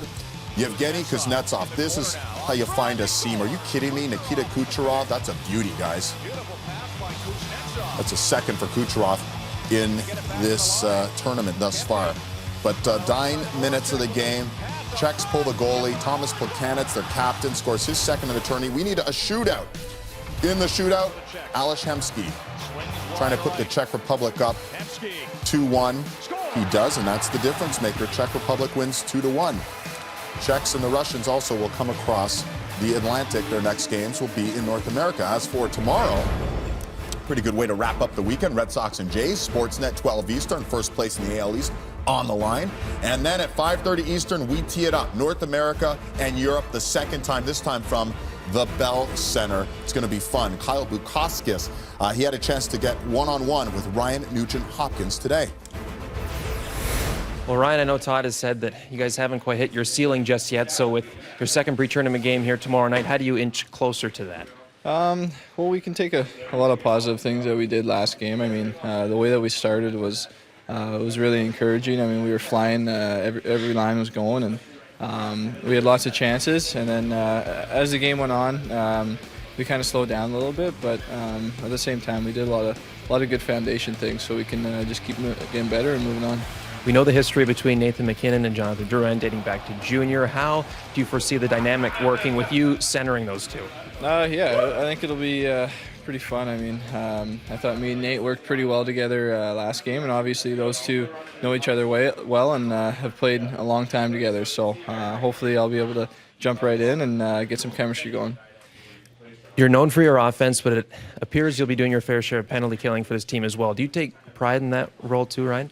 Definitely. I mean, since I've been in the league, I've kind of wanted to work on my defensive side of the game, and I want to be a 200-foot player for sure. And I started a penalty kill maybe 2 years ago, so I just got to keep working on it. And it's a role I definitely want to embrace and try to be the best I can be at. All right, Ryan, we appreciate your time. Thank you. All right, thanks. No problem. And Nugent-Hopkins with a goal in that 4-0 win against Team Europe. In fact, Nugent-Hopkins, one of 5 first overall picks on Team North America.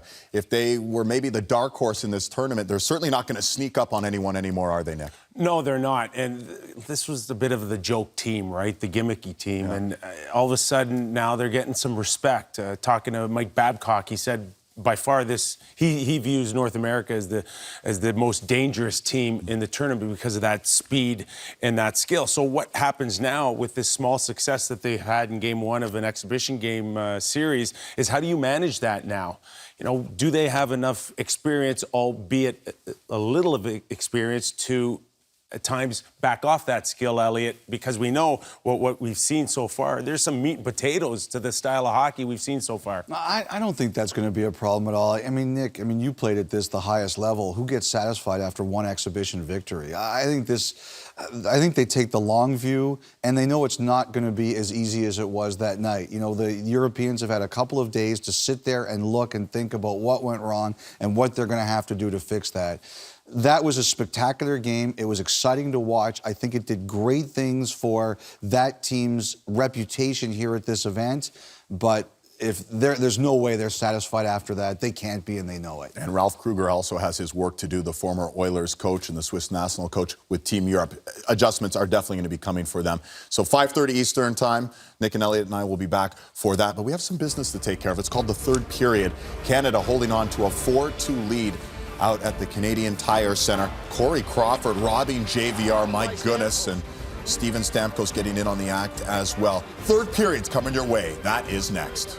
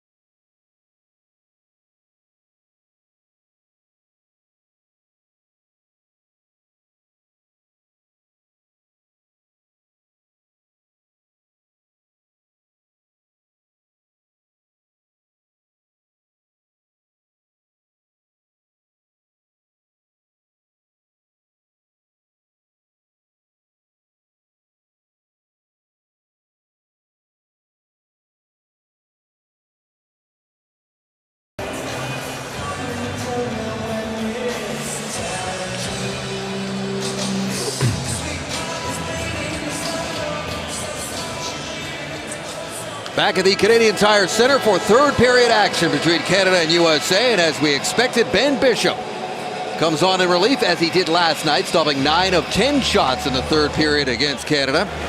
The third period starts 4-on-4. Corey Perry took an extra charging minor. He and Abdelkader got matching roughing penalties at the whistle there, so it's 4-on-4. Then USA will soon be on the power play once Palmieri steps out. 2-goal game as we begin the final frame. Irish shot in on Bishop, and he's got it. Those are the kind you like. You know, he's starting this time off coming in the third period, not down 5-on-3, but on a power play, or going to be a power play in a little bit, but he gets a nice, easy shot, something he gets to catch, get warmed up, get the feeling, and get going. It's tough coming in the third period. He's done that back-to-back nights for Ben Bishop. Corey Schneider, pretty good job, allowed 4 goals on the 24 shots. The more I look at it, I do believe that Jonathan Quick will be their guy. And they're talking that they're going to have a look all around here, but I just think, how do you not go with Jonathan Quick? The two-time Olympian. Tough call, though. You got 3 good goalies. Skating it out and putting the puck into the middle of the ice. Now it's controlled by Team USA. Ryan McDonough goes back and forth with Carlson, who's got the puck now. They'll take some more time off here and then enjoy man advantage to try to make it a 1-goal game again. Winding it up. That pass up ahead now and skated out by Pavelski. Pavelski steps in. That pass ends up in the corner. Well, there he's out of the box, so it's now a power play for the U.S. for 47 seconds. Round the boards. Canada chasing it and chipping it, and down it goes. Suter being told that Bergeron is behind him. Gets there first, moves it to Bufflin, and the U.S. starts out again. And it's Parisi dropping it off for Kane. Kane gets it back to Suter, throws it across to Bufflin. Snap shot, tipped just wide. Centered out in front, bouncing puck. Crawford down, and the puck is cleared. Well, good block by Vlasic, who got in the lane there and not just blocked it, but got it cleared out. Here comes Big Buff, his backhander, handled, rebound, scooped out, and all the way down the ice. That's the most important thing. It's when the shot does come to the net, is how do you react off the block or wherever the puck goes off the goaltender. And the sooner you can get to it and track it down, that's why it's so important to have that inside position to get to those loose pucks and then make those clears. And both these teams very adept at penalty killing, and that's why it's been so hard for the power play to get any traction. But tonight, both teams have had a chance to strike. Canada twice on the power play and the USA once. That is commitment right there by those two guys. Saturday night. Cleared once again by Team Canada, sent down the ice. And that's okay. Just slow it down, take the draws. We got a really good face-off, guys, in Kessler. And Joe Thornton is no slouch either. And this is going to be about all puck possession, winning draws with these two teams. If they can win large majority of their draws, they get possession immediately. Back to even strength, 5-on-5. Tapped off the boards, and here is Doughty. 26-year-old Drew Doughty finally breaking through, getting that Norris trophy. That puck goes around the board, just out of the reach of Ben Bishop. Now it's picked up by Kessler. Kessler carries in. His shot deflected, gets in towards Crawford, who rattles it off the glass in the corner. That's Duchesne, who right now has Canada's 4th goal of the night. He's down low. U.S. with a chance. McDonough shoots. What a stop by Crawford! From the seat of his pants, reaches up and keeps it out. Crowd buzzing over that one. That one gets out to center ice. Here's Suter. Gives it up. Shoveled in there, and there's the glove of Crawford again. Pretty good. Not even period and a half yet for Corey Crawford, who had that great glove save on JVR, and then he comes across here. And the key to him coming across was he kept his body up. Watch, even though he's opening up his legs, his body stays up, his gloves stay in front of him, and he's able to use all those things to combat the puck and stop it from going in. Real good save for Corey Crawford. He's from just down the road, 2 hours away in Montreal. And he's made 2 great saves here since coming into the halfway point. Well, I think everyone will tell you it's Carey Price's job to lose, but he hasn't played a lot. And last night there was definitely some rust. Here's a pass back to the point. Wrist shot knocked down in front and forced outside the line by Johnson, who's really been involved tonight. Got some blocked shots. He's got hits. He's got 5 hits, 4 blocked shots. You come into the lineup, you didn't play in game 1. So you come into the lineup, you want to show these coaches you want to stay in this lineup, and you got a fresh set of legs to work with too. A lot of these guys are coming off after a pretty high-paced first exhibition game. Jack Johnson given a shot there by Giroux, and it's back under center, in and out of the glove there of Shea Weber. A big change on the defense score for USA when you look at Sochi. No Falk, no Fowler. Those guys aren't here this time. They elected to go with guys that they snubbed the last time, which was Byfuglien and Jack Johnson, who played pretty good for them. Here's a loose puck for Abdelkader. He sweeps it aside, gets it to Byfuglien. Byfuglien with the outlets, and they're out to center ice again. Byfuglien got it ahead to his Winnipeg teammate Wheeler, who's in there on the forecheck. Wheeler always strong on the puck, although he's stripped that time by Stamkos. And here is Vlasic. Vlasic ran out of room, so he just dumps it in, and Bishop stops it up. Well, you got to think of a guy like Kevin Shattenkirk too. I mean, he's not here for Team USA. He's a guy who's a pretty good player for the St. Louis Blues, and he was there in Sochi as well. So they've, the management of USA has made a decision to really revamp that blue line. What were they looking for? What elements? I think they're looking for a little more grit, a little more sandpaper, a little more what you're seeing from Erik Johnson, from Jack Johnson, from Dustin Byfuglien. I mean, it's not just up front they've done it. They've sprinkled it around their lineup. I mean, you got Brian Burke and Dean Lombardi and Paul Holmgren, John Tortorella. These are the guys that are building this team. And they like to have that little bit of edge to their hockey club. John Tortorella talked about it yesterday in Columbus, that he felt USA Hockey really could have built teams to maybe change the tempo of a game, change the momentum of a game. If you look at the penalty, the crash into the net, I don't know if he's calling it a penalty or not. No, I don't think he is. No.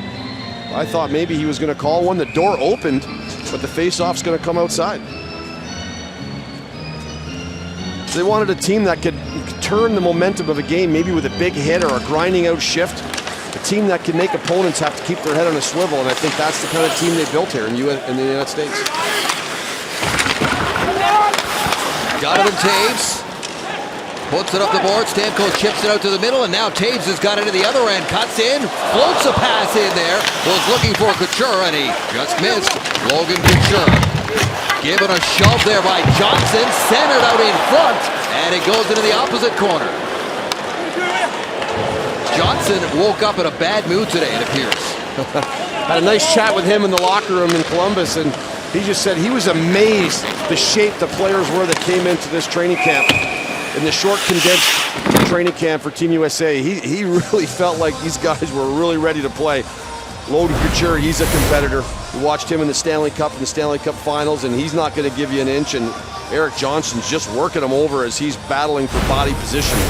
Certainly the size and strength advantage to Erik Johnson, but Logan Couture standing right in there. Erik Johnson, the former first overall pick by the St. Louis Blues, before he was traded for the aforementioned Kevin Shattenkirk. And that is offside of the line. And a lot of people felt like there was just maybe wasn't going to reach his potential, what they thought he was going to be. And at the end of the day, sometimes it takes a bit longer for some guys. All the tools are there. It just takes a little more time to get it all together and get it in sync. And I think for Erik Johnson, the move to Colorado, it was maybe a good one for him. And he's really developed into a real solid player. Tavares after that loose puck, backhand feed, springs Pietrangelo, his drive right on. Bishop makes the stop. He's down and gets after that stick. Lots of bodies in front of him. Another wrist shot.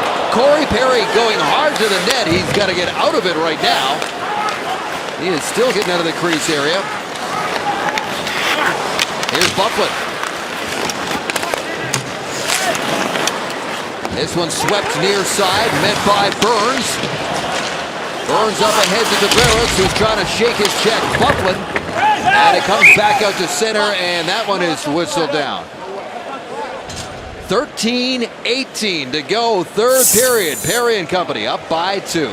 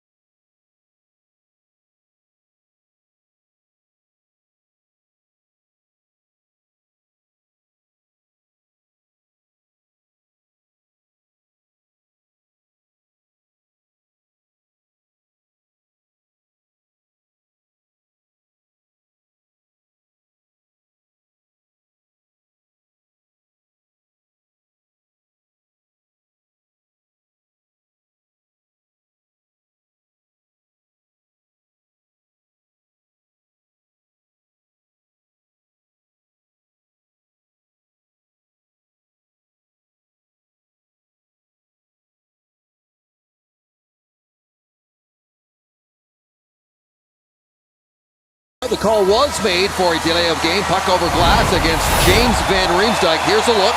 He was so tight to the glass, I wasn't sure if it caromed off the glass first. From where I'm standing, it was hard to tell, but at the end of the day, the linesman's right there. He makes the call, and shorthanded again will be the United States. Here's a one-timer and a stop by Bishop off that blast from Corey Perry. Well, Corey Perry, no worse for wear as he takes the back end of Dustin Byfuglien as he's cruising to the net. Watch Big Buff stick out his backside, and he catches him right in the lower rib area on the right side, and he was slow to get out of the net and slow to get to the bench. Trainer had a look at him, and he looks pretty good as he let that one-timer go. Canada's 7th power play attempt. They're 2 for 6 tonight. Burns pulls it off the boards. Nice little feed back to Thornton across to Couture. The Sharks going to work here, and here is Giroux. Giroux banks it off the end boards. Joe Thornton gives it back quickly out to Perry. Puck is loose. And tee back up to Burns. Gives it to Joe Thornton. Down low. Backhand feed. No shot yet. Here's Burns. Will he fire it? There it is. And it's fired wide. Giroux. Saucers. Over to Burns. Trying to slap pass. It does end up with Thornton. Cross-ice feed. Broken up and sent down by Dubinsky. Well, the one person who has no problem firing it is Brent Burns. He loves to shoot the puck. He does usually a pretty good job of finding the hole for it as well. Work! There is Taves gaining the zone. Brings it all the way around. That pass just out of the reach of Doughty, but it stays inside the line for a moment. Now it's out. Over a minute gone in this Canadian power play. Some good control. Not enough pucks to the net here. And Taves going to try this again. Taves all the way in, centers it out. There's a shot way back. Scores! Johnny Taves.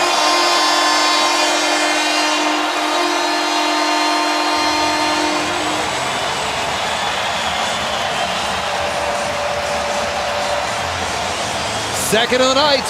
Both of them on the power play, and it's 5-2. Well, Canada's 3rd power play goal. And I'm not quite sure if Stamkos was putting this to the net. Suter wipes out along the boards, and that allows Taves to get into the zone. And then as he lugs it around the net, he's going to come right out in front to Stamkos on a real nice backhand pass. And Stamkos does a good job of getting it from an uncomfortable position into a shooting position right there from the skate. I mean, that's a real star play right there. And he puts it to the net, and John Tavares is just in the right place at the right time, and it comes off the goaltender right to him, and he's staring at a wide open gaping net. Canada 5-2. And for the second time tonight, they've got a 3-goal lead. They're up 3-0 in the first period. U.S. got back within 1, and now it's 5-2, nearing the midway point of the third and final period. This is their second pre-tournament game for both these teams. Both squads are going to have a couple of days off. Canada doesn't play again until Wednesday. They'll take on Russia in Pittsburgh, and the U.S. will face the Finns on home ice in Washington on Tuesday night. Oh, stepping on the ice, you're going against Taves, Stamkos, and Tavares. The same line. And now here comes Stamkos trying to step away, but Carlson was there. Puck is at the feet. Oshie and Marchand are getting into it right in front of the Canadian bench.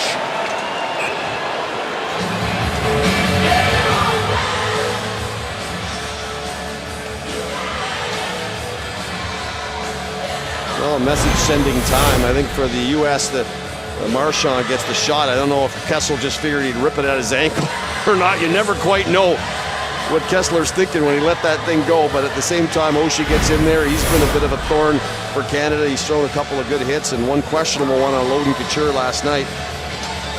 I mean, the United States, when they played these two games against Canada, they talked about trying to, to leave an impression that when you play us, you're going to remember that you played us, and it's not something they felt like they've done enough of in the past little while, so I think certainly they've got Canada's attention.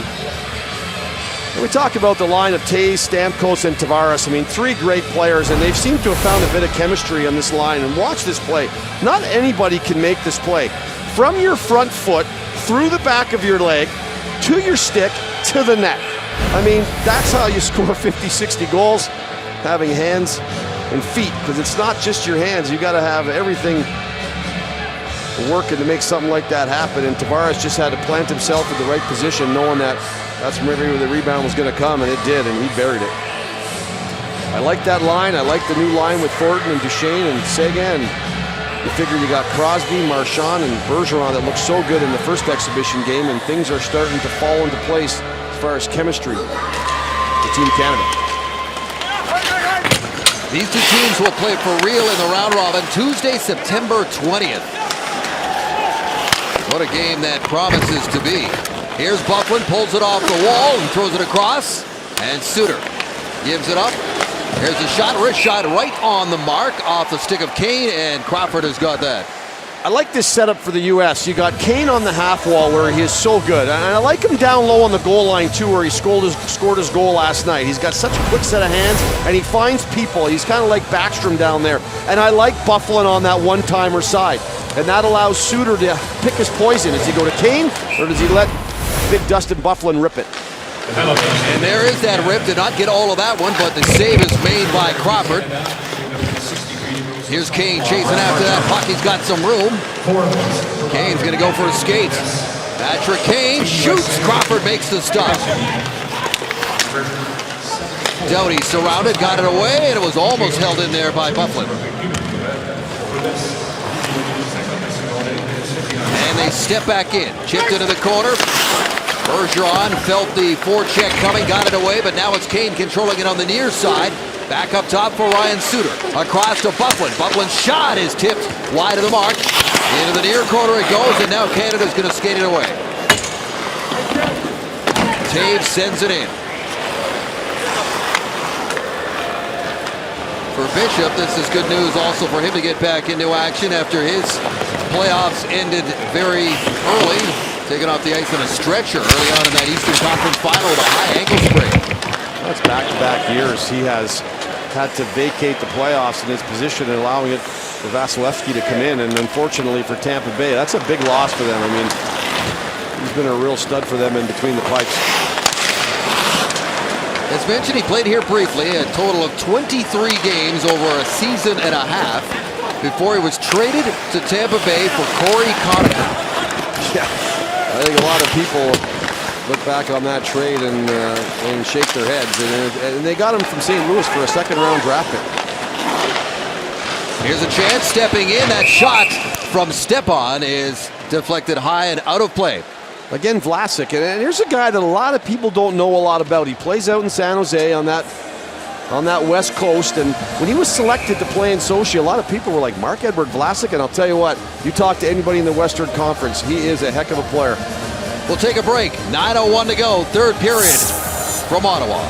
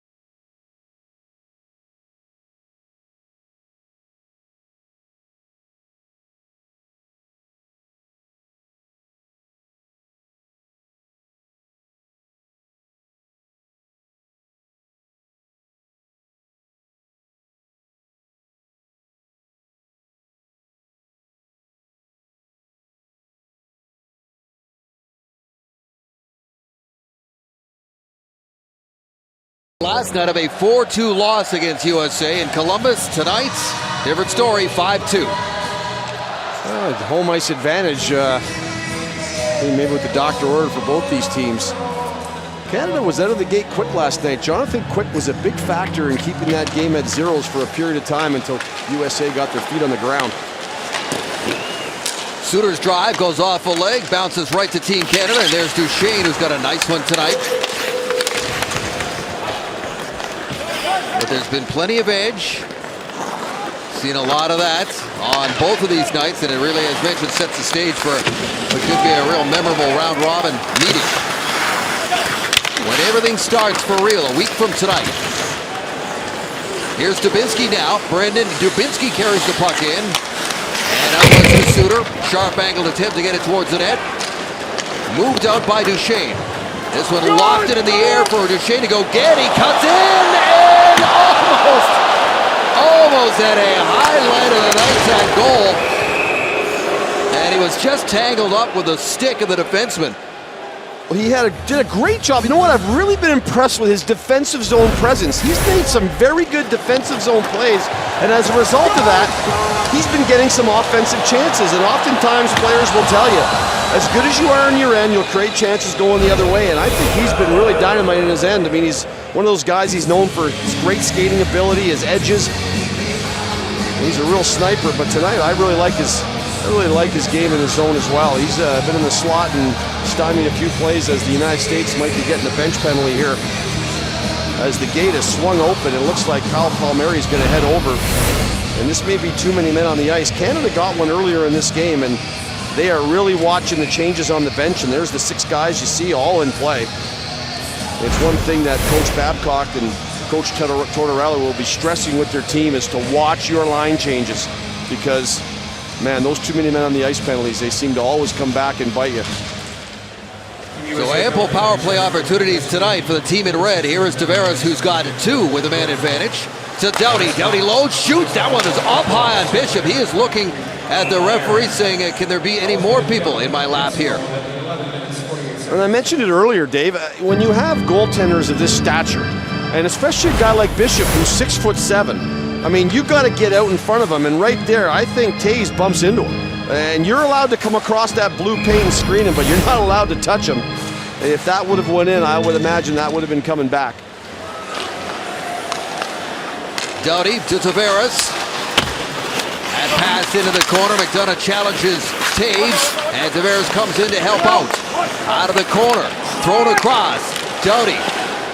No lane to shoot, so he floats a pass across to Jonathan Taves. Back to Doughty. There's the drive and the stop made by Bishop. Reaches back to make sure and keeps the puck out. For when he's had to come in cold, I got to tell you, I have a ton of respect for Ben Bishop. He came in last night and made 9 out of 10, and he had about 3 guys run into his crease almost right through him. And tonight, Taves bangs him here, and real solid. Not just the save. He squares up, he makes the save, but he doesn't bleed a rebound.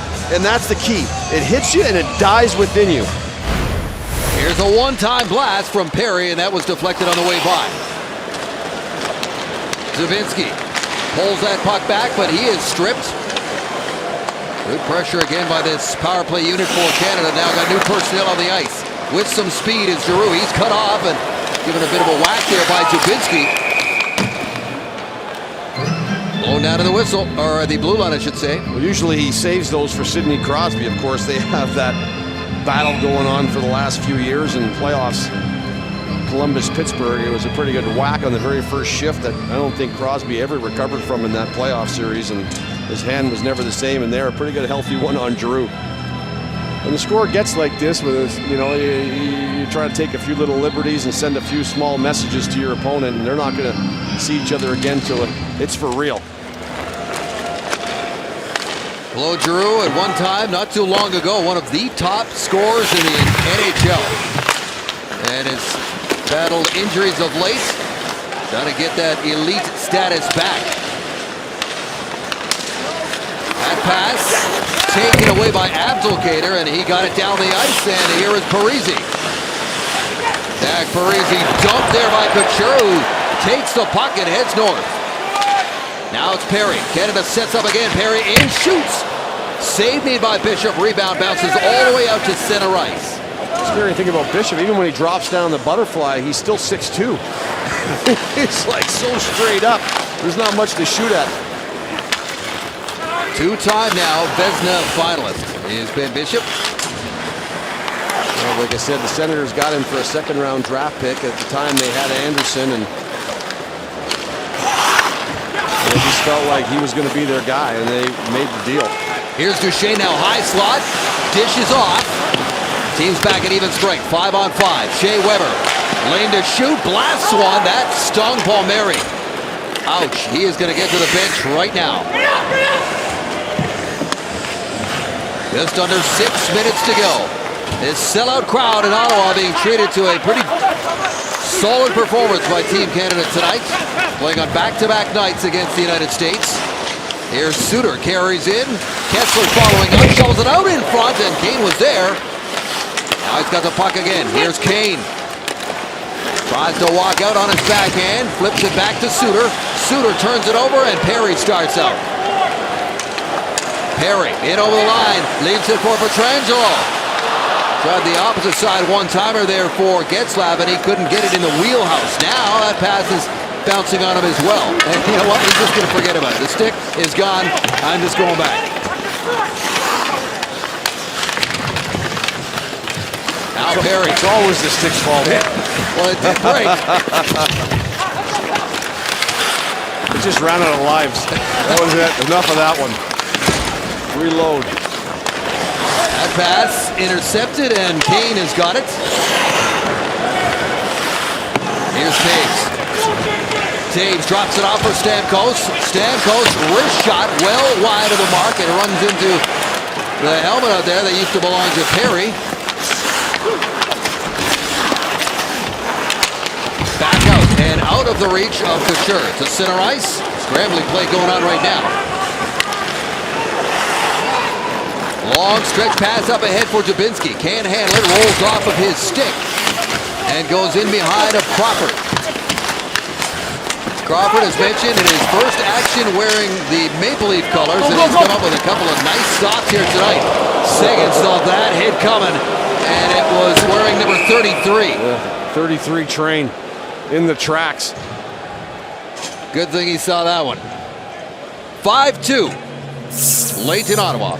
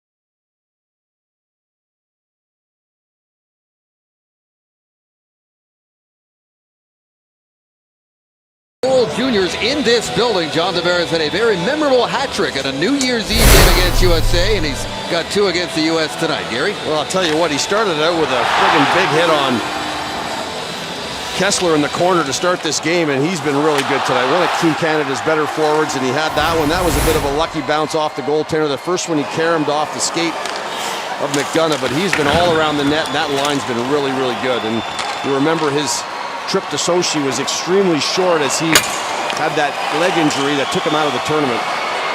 And into the season, here's Couture stepping in, loose puck, and Bishop held his ground with a little help from his friends. Now Stamkos trying to turn the corner, working his way all the way around the net. Can't force the puck out in front, and it's lifted down the ice. Batted back inside the U.S. blue line. 3.5 to go. Here's Marchand up ahead to Bergeron. Bergeron tried the toe drag move, but that one was broken up again by Erik Johnson. Said his name a lot tonight. That one whistles just wide. I can't see him coming out of their lineup now. He has been that good tonight for USA. Here's Kane. Kane hit in the corner there by Pietrangelo. And now some open ice for the speedster, Marchand. Try to float a saucer pass to his Bruins teammate, picked up by Giroux. Wrist shot up on Bishop, makes the stop. It's spanked off the end boards. Canada still looking for a little bit more here. Bergeron towards the net, went off of Marchand. And now it's trapped again by Patrice. Across, one-time blast blocked by Johnson. Back down the other way, there's Palmieri. Palmieri back on for another shift after blocking a Shea Weber slap shot in his last shift. Here's Bufflin. Bufflin rumbling his way in. Lost control of the puck, and it comes back out to center. Well, for Canada, I think a good feeling after this game tonight, a good rebound game for them, but again, the process continues. I mean, you've got to now go back to the coach's board and say, okay, what combinations are working, what chemistry is working the best, what pairings on the blue line, what lineup do we like better, and then run it again in another exhibition game and see if you can get it right to start the tournament. The other 2 teams in the group, along with these 2, is Team Europe and the Czech Republic. Here's a high slot chance there for Bufflin. Did not get all of that one. That's Duchesne again. Great defensive play. At center ice, John Tavares just finishes the job, curls back, and Duchesne's up there on the forecheck against Jack Johnson. Here's a chance for Seguin, snaps a shot high and wide of the net. Doughty throws it across, ends up in the corner. So Bufflin banks it off the boards, and picked up by Max Pacioretty, cuts in and almost stepped away, but again, the sound defensive game of Drew Doughty broke that up. Well, of all the goaltenders, Ben Bishop's had more people in his crease. He's had guys in his crease more than he's been in his crease. And here John Tavares cuts through, and Bishop puts his body out there, and he does that on purpose. It's kind of, he wants to block and give his defenseman a chance to take the net. Unfortunately, Tavares' stick got caught up in Bishop's, and he lost it. But that's what goaltenders will do. They like to pick a little bit for their D-mans to save them from taking hits.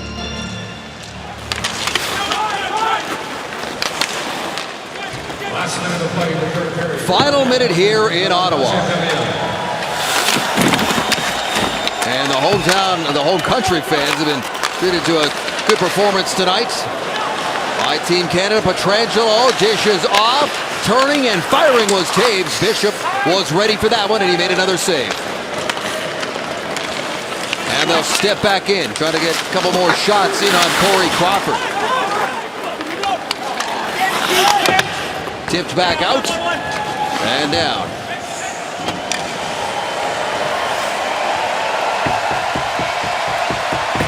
Well, the process will continue for Team USA as well as we'll head back to Columbus and again do the same thing that Canada's going to do. Try to figure it all out and get your best foot forward a week from now. A nice round of applause from the fans here appreciating the effort of Team Canada. Appreciating the performance, appreciating their fight, and there's a little bit more here to be settled, but it is over here as Weber and Oshie are tangled up. Again, the date is Tuesday, September 20th. That's when these two play again. Must-see TV. Well, they played 6 periods, and they've aggravated one another pretty good. So it doesn't surprise me it ends just like this in a heap in the corner to the left of Corey Crawford, and they'll straighten this all out, head their separate ways, and then get ready to do this all over again in real time, for real. 5-2 is the final. Corey Crawford came in and was perfect with a couple of stellar saves to boot. Well, I think both teams had an opportunity to shuffle some things around this second game. The game did not have the tempo of the first game, but I think everybody knew that. It was impossible for these guys to keep it up, just getting started in the whole process. But at the end of the day, a big win for Canada and a step moving forward. They split the back-to-back pre-tournament games. USA wins last night in Columbus, and Canada returns the favorite here in their nation's capital, 5-2.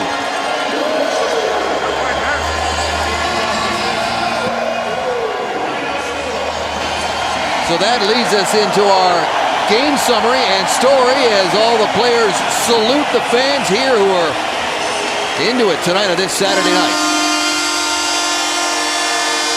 A 5-2 win for Canada, and on the top of that, 3 power play goals. So Canada has to be happy that their power play was working. Tavares had a couple of those. For the U.S., had a couple of defensemen get in on the scoring, scored both their goals, Carlson and McDonough. And for Canada, Doughty, Perry, and Stamkos, all with a couple of helpers. So some guys getting on the score sheet, and Perry coming into the lineup and being really effective. One more pre-tournament game for each of these clubs. Canada will go to Pittsburgh, where they will face Alex Ovechkin and Team Russia. USA faces the Finns on Tuesday.